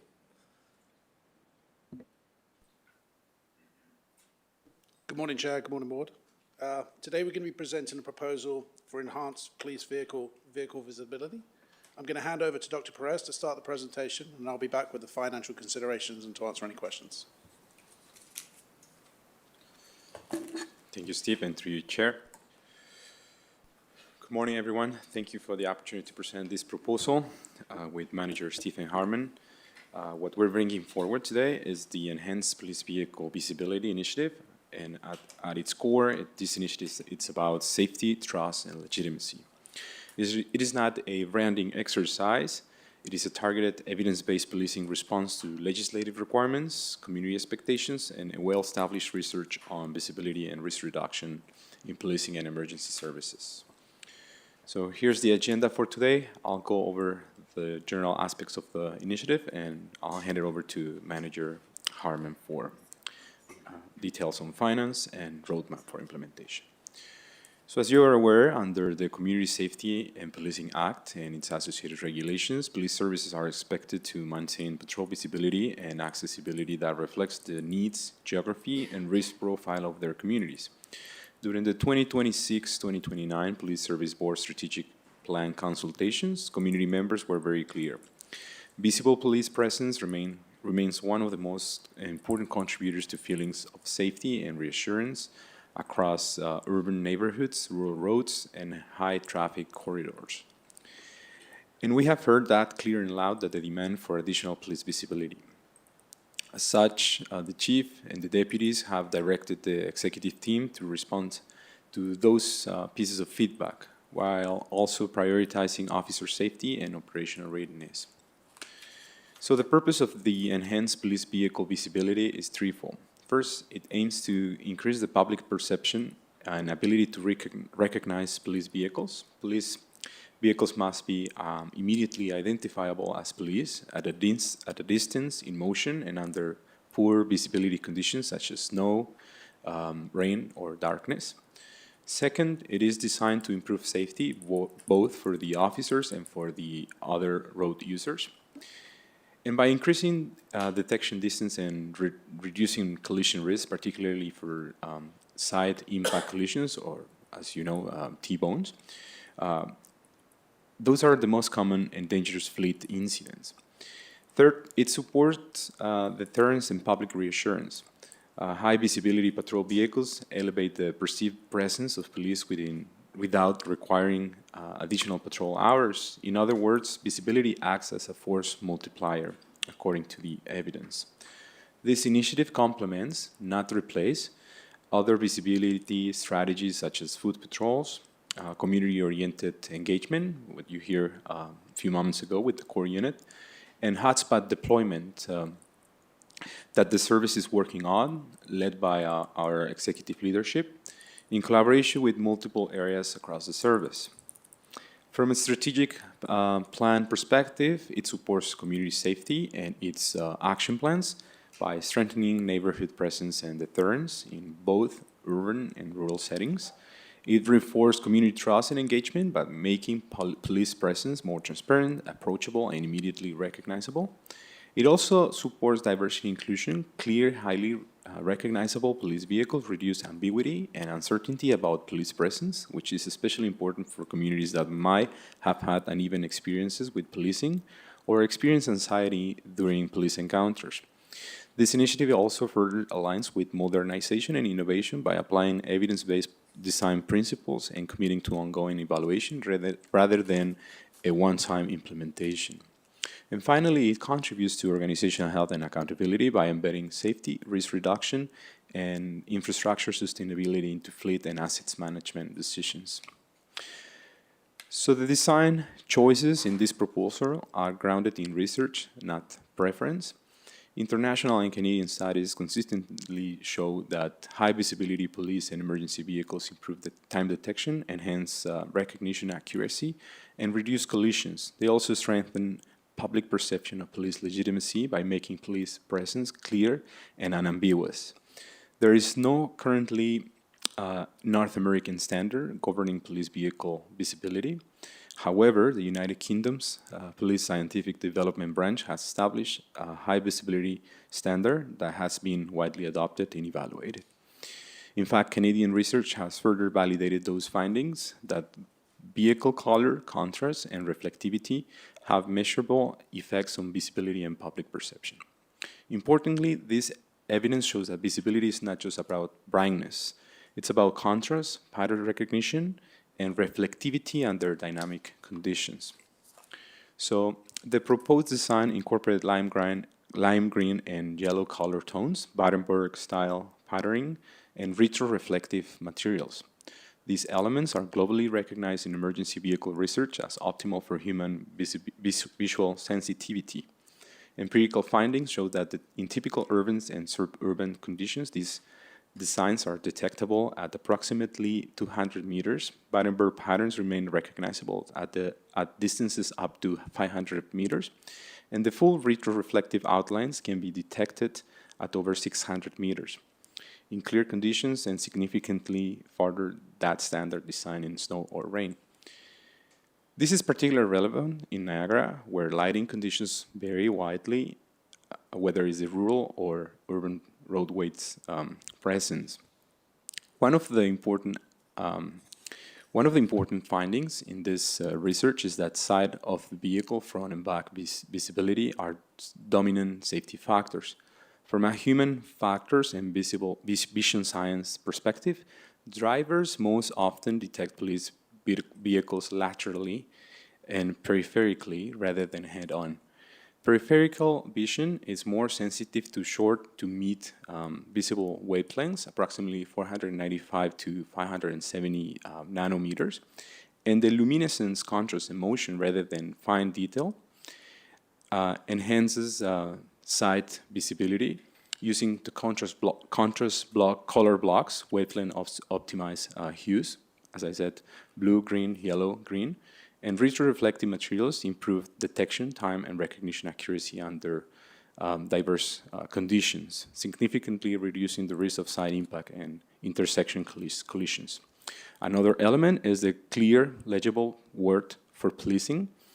that further support rapid pattern recognition and correct classification of the vehicle, reducing cognitive ambiguity for drivers and pedestrians, and this enable faster behavioral responses, slowing, yielding, complying, and contributes to public reassurance and trust. In short, the proposed design could improve safety where perceptual and collision risks are actually concentrated, rather than where vehicles are least often encountered. So I'm just going to show you a little bit of context of other services that have been implemented this initiative in Ontario. As you can see in the slide, this approach has already been used successfully. Other services include Barrie and London Police. They have transitioned to high visibility designs based on similar evidence. Their experiences demonstrate that these designs are operationally feasible, publicly accepted, and increasingly normalized across the province. This proposal positions the service in alignment with best practices rather than as an outlier. From an evaluation perspective, this initiative has been structured using a logic framework approach. Inputs include the research-based vehicle design standards, deployment, planning, and monitoring patrol patterns, support with other service-wide initiatives that we have ongoing, such as the crime prevention action plans and the hotspot strategies. Outputs include increased detectability and more consistent visual presence across neighborhoods and time periods. In the short term, we could expect improved perception of safety and visibility, and accessibility, increased deterrence through high visibility patrol presence, and safety benefits from reduced visibility-related collisions on our side. In the long term, the anticipated impact is a sustained trust and legitimacy, reduced crime opportunity, and traffic-related harm, and a stronger alignment with evidence-based policing through ongoing measurement. Importantly, evaluation will rely on existing data sources and our community safety survey, collision data, and calls for service. So I'll hand it over to Manager Stephen Harman for explaining the financial considerations. Thank you.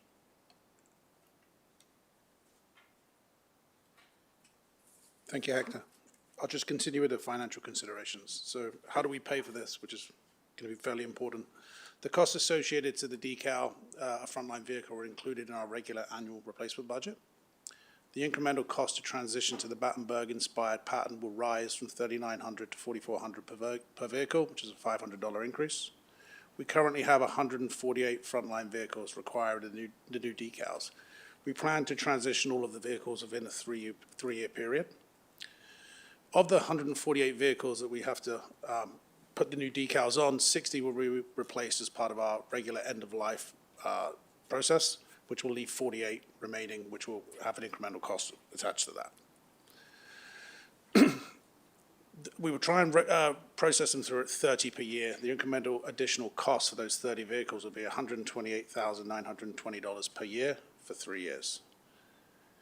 This annual cost will be incorporated within the annual vehicle replacement budget or by extending the life of existing vehicles within our investigative pools. So how will we roll this out? Currently, we're at phase 1 or approaching phase 1. So the rollout will be predominantly our core unit will fully receive the new vehicles first, followed by all supervisors of vehicles. At the same time, we'll build a demo vehicle which will tour the region and be parked outside of various NRP buildings just for the population to become familiar with. Phase 2 of the rollout, which will commence at the end of 2026, will be all of our district frontline vehicles. At the same time, any new vehicles that we purchase will obviously roll out into the districts as part of the normal replacement budget. That concludes the presentation, and we welcome any questions. Thank you for your presentation. I'll go to members, see if there's any questions, comments. Member Gibson? Thank you, Chair, and through you. Thank you for the presentation. Are the new deck, I'll call it the new decals, are they going to be available locally, or is it easy to obtain them in the future? Thanks for the question. Through you, Chair, they're all going to be provided by the region. So it's all being done through the Niagara region. So it'll all be processed at the Thorold building where the regional building is. Okay, great. Thank you. Okay, thank you for the question. Any other members? Yep. Okay, there's no other questions for the presenter. Then thank you for your presentation. We'll go back to the report. Any comments or questions now for the for the report. Member Steele. Thanks, Chair. I'll lead off with this. Once bitten, twice shy. This very similar thing came through for the fire departments across North America a number of years back. And I believe it was a fellow out of California that put this huge report together.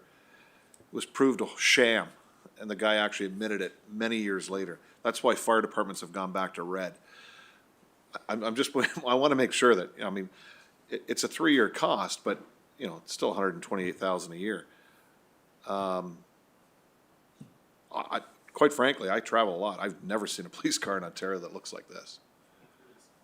Well, there might be. I mean, obviously they have pictures of them, but I'm just saying, not that I get pulled over by the police, but I've never seen it. I just, like, is this mandated? Like, are we mandated to do this, Chief? Chief? Through you, Chair, thank you for your question. No, it has not been mandated. As referenced by Dr. Perez, it is in keeping with kind of the evidence that's come out of the UK. It enhance officer safety and visibility, which is something that we hear all the time. They want to see more police. It makes us more visible in the community. That's what the data suggests. Member Steele? Yeah, I'm not going to disagree, but there's times that we don't want to be seen. I just think that, I mean, we've gone back to the black and white vehicle, which a lot of us grew up with. But, I mean, there's a lot of times we don't want our officers seen that because of what's going on in a neighborhood. There are times when you're correct, but I don't know. I'm just saying, I'm a little skeptical on this one. At $128,000 a year, if you want to save on some budget, I'd say this is one thing we can cut out right now. That's my comment. Member Yip? Thank you, through you, Chair. I mean, I guess just to follow on Member Steele's comments, I'm not familiar with the report or article that he's citing, but given the existence of that report or article, then I will just ask, are we sure? In terms of the evidence, if it's right, like, are we sure? Chief? Thank you, Chair. Through you, maybe I'll invite Dr. Perez to, he's done the research, so I'll let him speak to it. Thank you.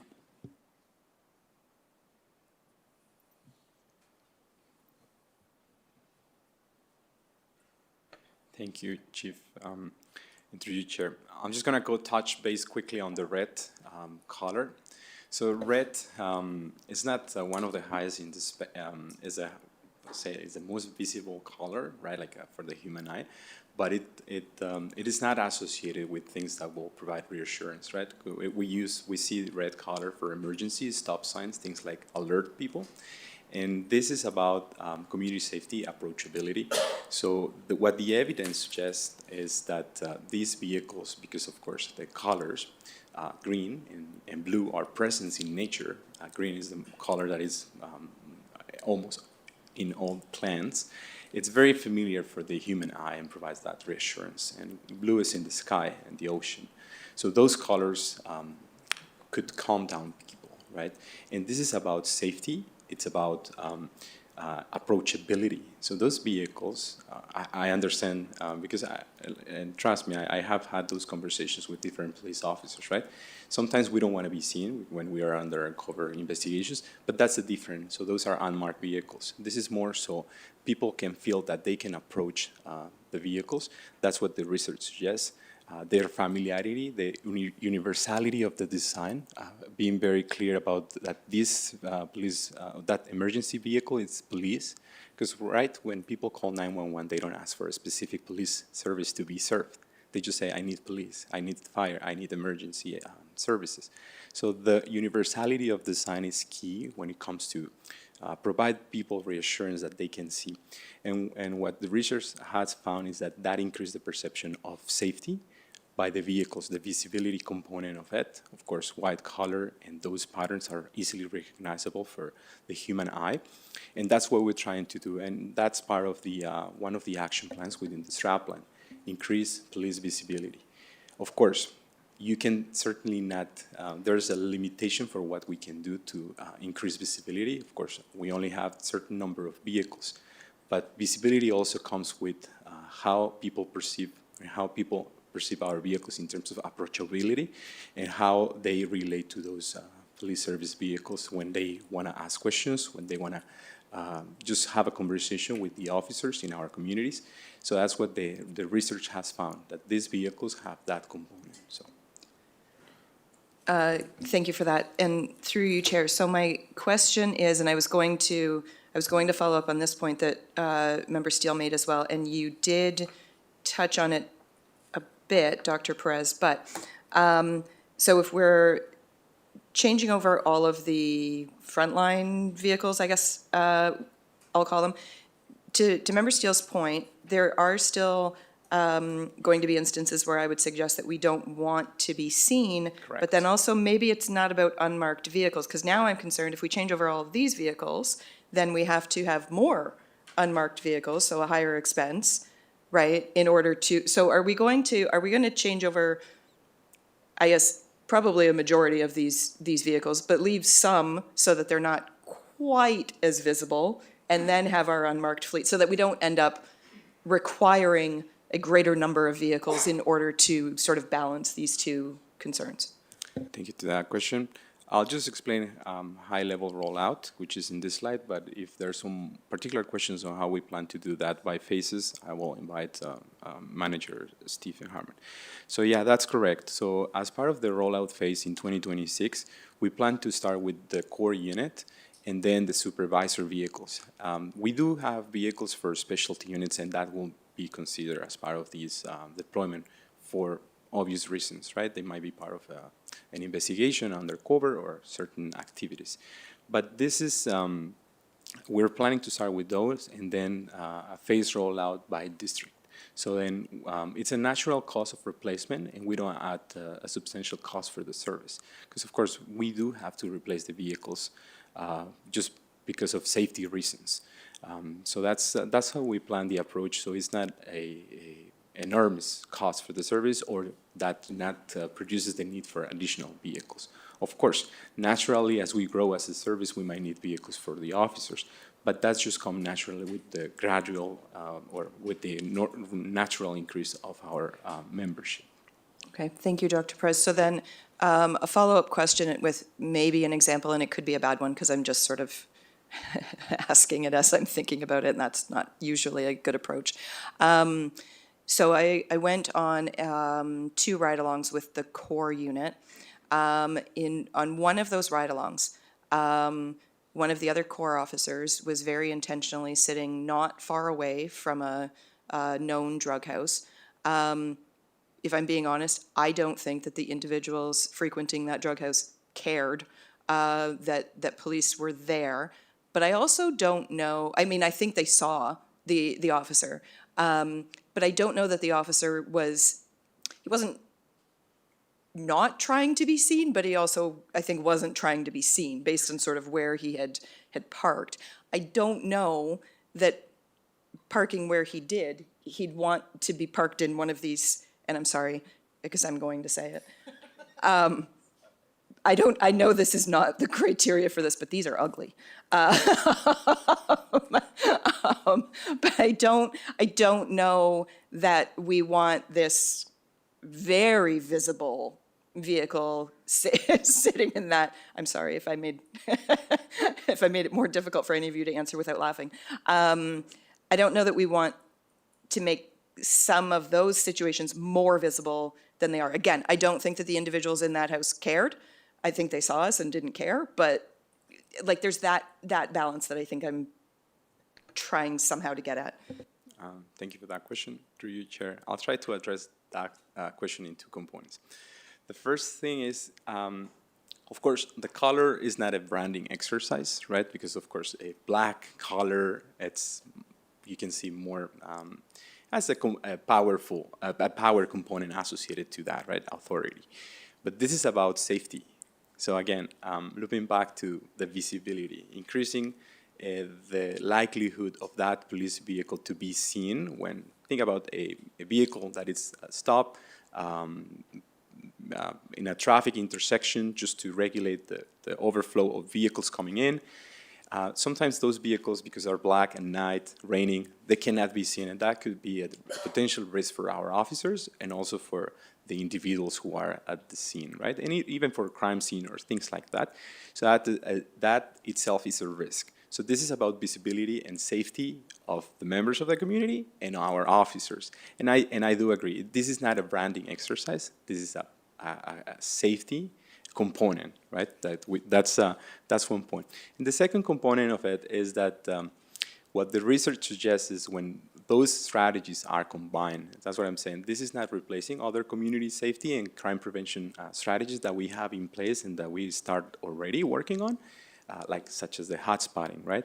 So hotspotting about crime deterrence and police visibility. So the officers being visible, or the vehicles of so the police vehicles being visible out in the community, that has an impact. But when you combine those two factors, visibility plus high visibility, well, that increases the likelihood of getting the impacts or the benefits of those programs roll out. There's a very famous study that I invite you to read on the Philadelphia study on crime deterrence. So they speak about how those components of visibility, but also police presence, could help to deter certain type of crime and social disorder. And of course, adding the layer of approachability to the vehicles, because I get it. Sometimes the black vehicle, it implies power, authority, and that can prevent people from approaching police and have those conversations and those interactions as they should have in terms of community safety, getting to know the community, being approachable.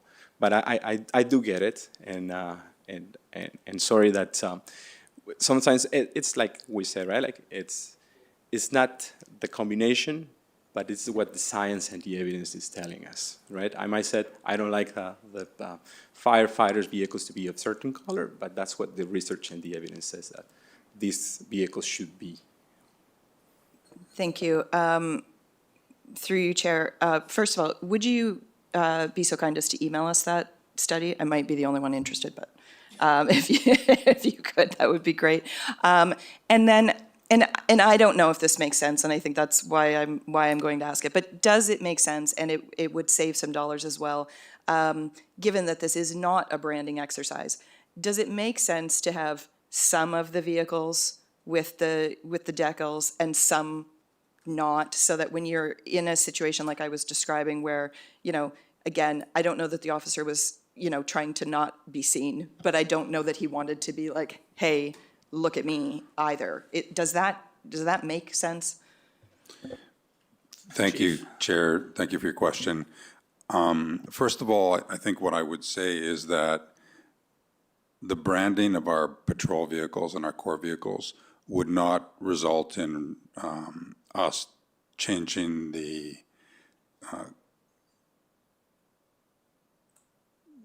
manner, the look of our plainclothes vehicles, those that are used for surveillance and criminal investigations and whatnot. It would be simply for core and the front line. And then the second part of that would be, I think, from reducing the cost associated. It would be more expensive to have two types of marked vehicles. It would be more efficient use of public monies to have either all black and white or all the new version. Fair. Thank you, Chair. Okay, I have Vice Chair Capsavanian next.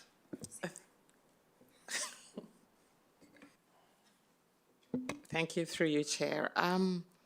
Dr. Perez, I think my question is on the part where you've got research and benchmarking, engaging with other services, and I just wanted to find out, because I know that London has got these cars now. Do we have any data from them as to whether it's worked, what has improved within their service, is it a good idea? What data is supporting that from? Thank you for that question, Vice Chair, and through you, Chair. We asked them about data in terms of collisions, but they don't have any data, or they said, well, the sample size will be small because, of course, Berry Police is a much smaller police service than we are. From a statistically significant standpoint, the prediction power will be limited to infer that this is given based on that sample size. They do have seen that their vehicles provide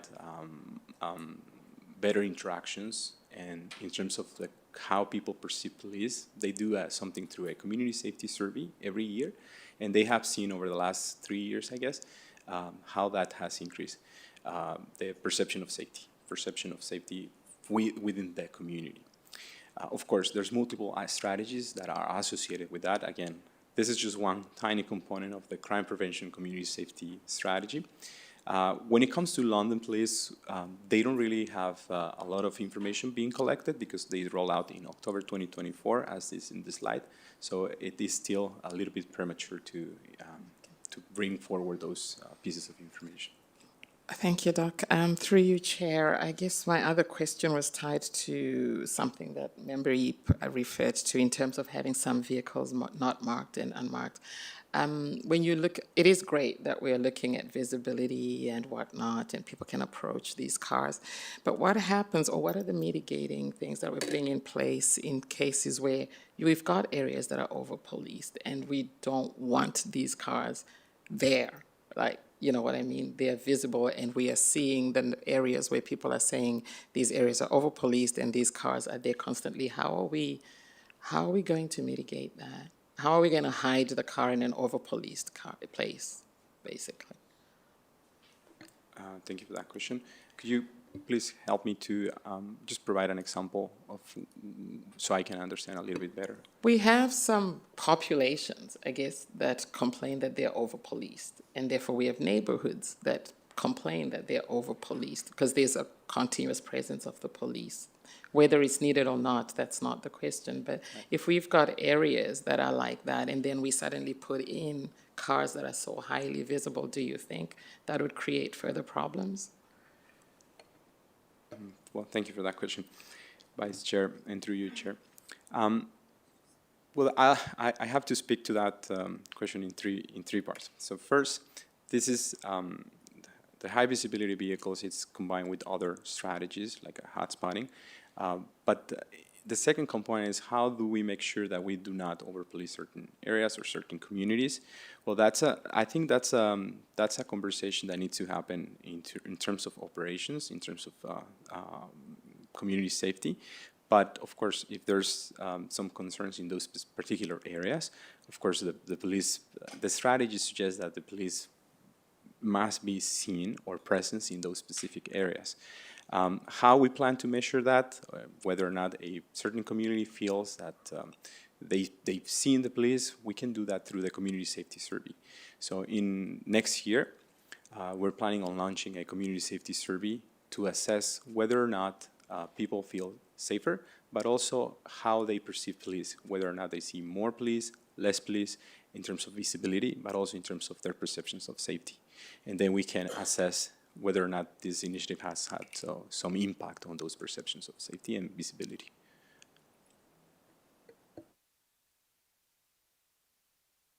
I have Member Gibson, then I have Member Steele and Member McKendry. Thank you, Chair, and through you. I traveled through England, Scotland, and Wales this spring. I saw lots of these cars. They are visible, they are ugly. They stand out for sure. Not a nice-looking emergency vehicle. In regards to the comments about the bad guys seeing us, my experience is they'll spot you from a block and a half away, even in plain clothes or plain cars. It's in their head, they're always looking. So you're either, in a plain car and doing your best to not be visible, or if you're in a regular marked car, they're spotting you. If they're doing up to no good, they're spotting you no matter where you are, hiding or not hiding. So that's my own personal experience. What I look at here, Dr. Perez, is what is our evidence to indicate number of accidents that we have, excuse me, the number of accidents that our cars currently have, and can we make a decision on that accident to say that if it was in this color, it would not have happened?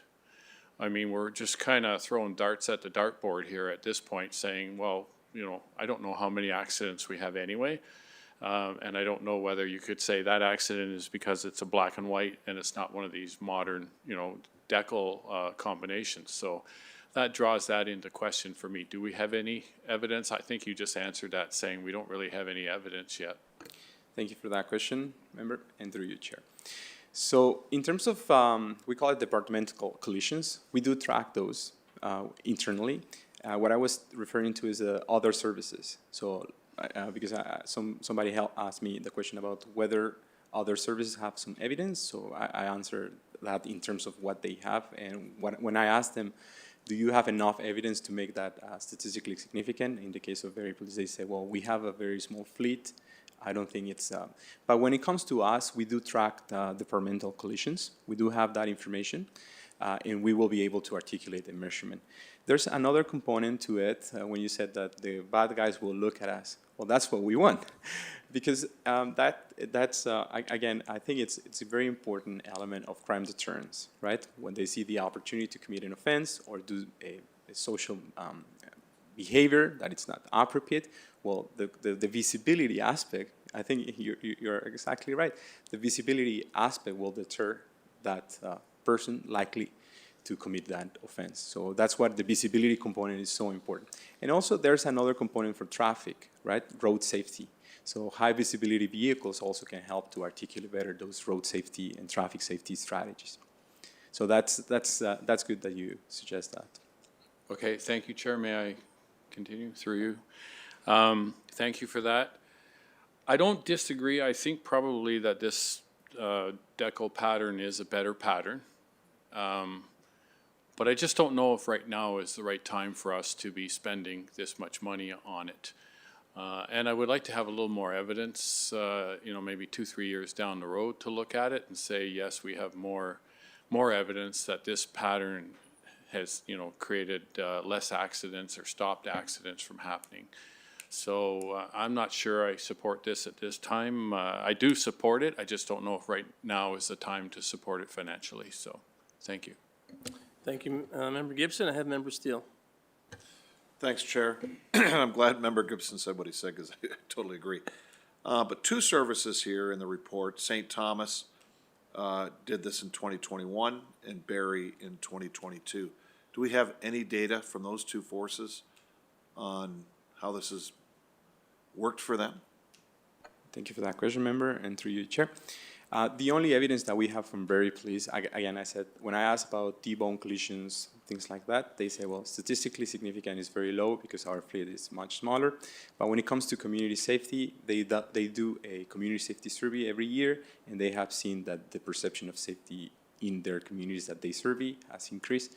Of course, this is a combination of multiple strategies, and it's hard to infer to certain action. But the suggested approach is that these actions go together. Because, of course, one simple thing won't solve all the issues. It's a combination of high visibility, crime deterrence, hotspotting policing, crime prevention initiatives that will help us to get the results that we want to. So short answer, there's no enough data. That's correct.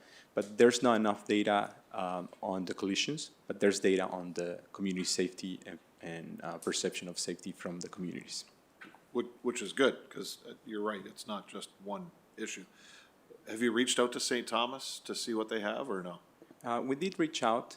Thank you for that question, through you, Chair. We did reach out, but we didn't get response. We get response from Cover Police, again, much smaller police service, and they said we were not tracking a lot of information when it comes to fleet or our own service vehicles, which is okay. But we have the opportunity to track that because we have better data in our assets. So. Yeah, because 2023 was Coburg, and as you mentioned, London, just, you know, they haven't even done a whole, well, they've been in a whole year, just 1 year, so. Okay, that's enough questions. I'll wait till the report's on the floor. Thank you, Member Steele. I have Member McKendrick. Yeah, thank you, Chair, and through you. Thank you. I'm not questioning the research or the science. I trust you fully on that. My question is, and and it's going to be uncomfortable now that we've called them ugly. But appreciate the consulting with other services and that it's not a branding exercise. It occurs to me that these are the colors of Niagara region. So the number of vehicles in awkward, right? These are the colors of Niagara region, so wondering if there's been comparison to other services such as EMS and Niagara Transit who are also using these colors. And hearing the intent is to increase visibility and community safety. Has there been any comparison to how that might interact? If there's an EMS vehicle and a police vehicle, are they going to be distinguishable? If there's a Niagara Transit bus at an intersection and a police, so just wondering if there's been comparison, because we do use these colors across the region because they're the regional branding colors. Okay, thank you for that question, member, and through you, Chair. Well, that's why one of the key components of the design is the clearly identifiable word police. So it's in big letters, so anybody, even people with a certain vision impairment, like in my case, right, myopia, they can perceive the vehicle from a higher distance, and they can clearly identify that the vehicle that it's approaching is a police marked vehicle. So that's a key component of the design, the word police. So that differentiates, make a difference from other services such as EMS or fire. And the crest. So there's the marking, the crest, the word police. It says Niagara Regional Police, and it's at the front, at the back. So it's clearly identified that there's a police service vehicle. Thank you. Thank you. Member Kendrick, any other questions for the presenter? I don't, well, not a really presenter, but for Hector.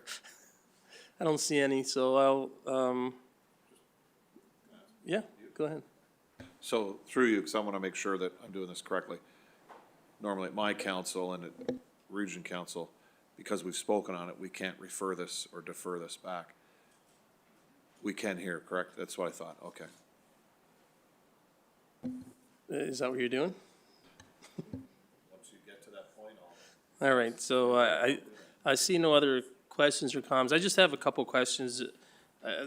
I know we talked a lot about this, but then I don't see any Big 12 really in this picture yet, right, that have these vehicles? I don't know if Hector, I don't see any of the Big 12 municipal regions that have any of these decals yet, right? Oh, London? Okay. And really, yeah, they just did that now.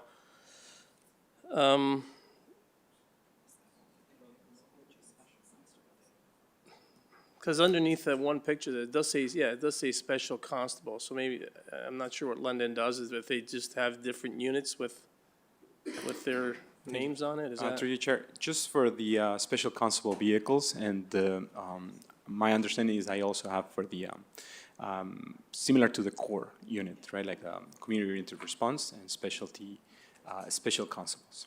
Oh, okay. All right.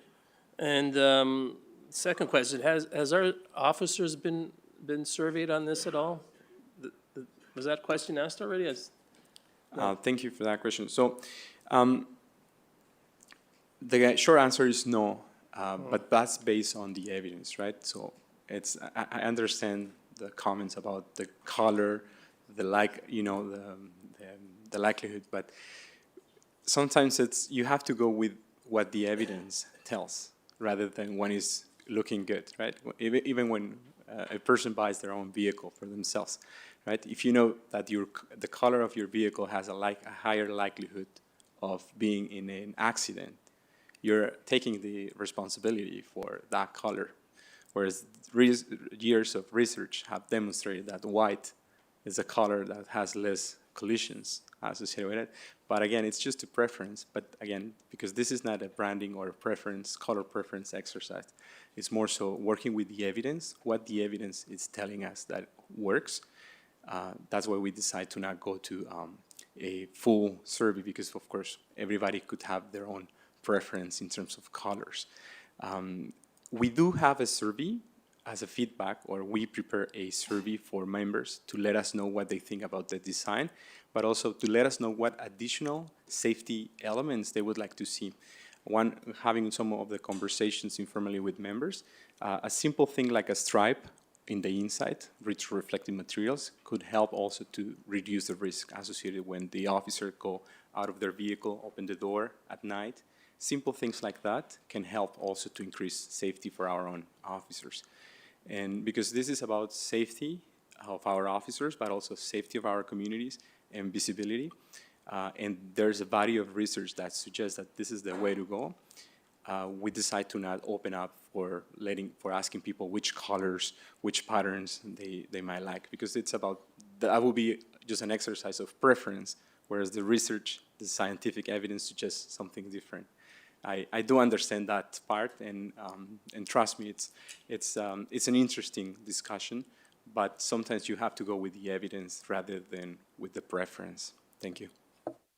Thank you for that, Hector. One more question I have, actually, could this be something that possibly the province would regulate?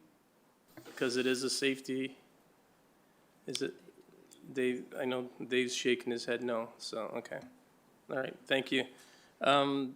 Thanks, Hector. I just for myself, it's just a quick comment.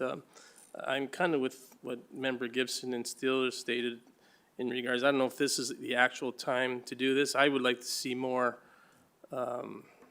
research done on this, or rather than us being the, in the Big 12, the guinea pigs, to see how this works with safety in that, because we really don't have a clear number on it.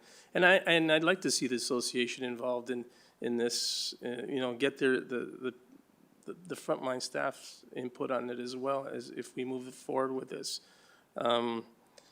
So that's just some of the things some of the comments I'd like to make. Just I don't feel comfortable doing this now, especially after a budget that we just went through, and to just be spending more money this way, I don't see it right at this point. I'm not saying it's not important, but I'd say we wait on this. I do have Member Yip and Vice Chair Capsavanu that one comment, probably on my comments, but. Thank you, through you, Chair. No, I guess it's in part related to your comments, but it's in part related to a few of the comments around the budget. I just want to be very clear, though, to my reading of this, even if we vote this down and take this out of the budget, this comes out of the capital budget, it does not impact the levy budget at the region. So I just want to make sure that that is absolutely clear for people. This doesn't do anything to the levy budget.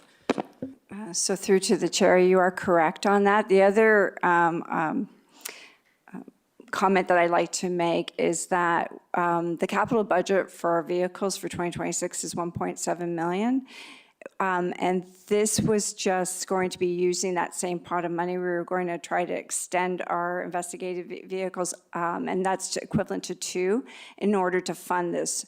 So we would not be reducing our capital budget as a result of whether this particular initiative is approved or not. And you're correct, it would not impact the levy of our $590,000 that we're trying to add to our budget in order to fund our capital, our 10-year capital forecast. Great, thank you. And then, but then to that comment, Director Rouleau, so if we don't approve this, would we then use the money to go ahead and not stretch the investigative vehicles that you were talking about? We would do whatever? That's correct. Okay. Yeah, we were trying to fund this within our current by stretching some of the investigative vehicles. But if this is not approved, then we would just continue with our current maintenance process. Okay, thank you. Through you, Chair. So then I think, and again, I mean, I could have conversations about the evidence all day long. But given the lack of evidence in terms of the other services in the province that have done this to date, I mean, I think I would feel much more comfortable just putting this on hold until we have some evidence out of those communities and doing what needs to be done with the investigative vehicles instead. Thank you. Thank you, Member Yip. I have Vice Chair Capsavanu. Dito, that's what I was going to speak to in terms of until we have some data, since we're all leaning towards evidence-based policing, if we have data from the other services that currently have these decals, then I would be happy to come back and support this idea. Thank you for that. I have Member Steele. Thank you, Chair. I want to refer this report back to staff to gather more information, particularly from St. Thomas and Barrie. And then at the same time, you can deal with or talk to Coburg and London. I know they haven't done it as long, but they can talk to these guys. Also, I'll take your approach is that, to talk to our staff and get an opinion. I'm not saying change color schemes or whatever. The color schemes are the color schemes. I mean, if you're saying that's what this program is designed for, we're not going out saying, well, we want the square on this part of the car, whatever. No, but it's the context of this whole thing. I would love to hear what all our staff has to say that drive these vehicles. So, and then it be brought back in preparation for next year's budget so that we can discuss it again. So I won't put an actual time on it, but it does give staff time to bring it back in preparation for next year's budget. Thank you, Member Steele. I think one of the things that would make sense for us to do as well is to look beyond Ontario, to look to our friends perhaps in the West or internationally. While there's an absence of research here in Ontario, there might be a pool of evidence or data in another province, or there may be significant evidence from the UK that we can actually bring in. So thank you. Okay, so the referral is on the floor. There's no discussion of the referral, so I'm going to call the question. All those in favor? Okay, that carries. Thank you. Right, we'll go next to 10.4. Access to closed-circuit television cameras agreement, moved by Vice Chair Capus-Vanu, seconded by Member McKendrick, that the board approve the memorandum of understanding between Niagara Regional Police Service, Doral Holdings Limited, and 430635 Ontario Inc., titled Access to Closed-Circuit Television Cameras, as appended to the report. Any discussion? No? I'll call the question. All those in favor? That carries. Okay, we'll go to item 10.5, special fund request. Before we consider the special fund request listed under item 10.5, I would like to remind members of the public that the special fund does not form part of the police operating budget and is separate from the regional tax base. The special fund is a discretionary pool of funds which is used for grants and charitable donations. Disbursements from the fund are made in accordance with guidelines provided in the Community Safety Act, Policing Act, and the Police Board Bylaw 403-2024, Special Fund Administration Limitations and Guidelines. So we do have four special requests this afternoon. One being the International Police Hockey Tournament Women's Team, $1,500. International Police Hockey Tournament Men's Team, $1,500. Fax Niagara Foundation Annual Gala, $2,500, and the Holiday Hero Campaign, $5,000. So moved by Member Steele, second by Member Gibson, that the board authorize special fund donations as outlined in the report and approve payment in requested amounts. Is there any discussion? Okay, I'll call the question. All those in favor? All right, that carries. Is there any other new business? I don't see any. Chief? No, thank you. All right, thank you.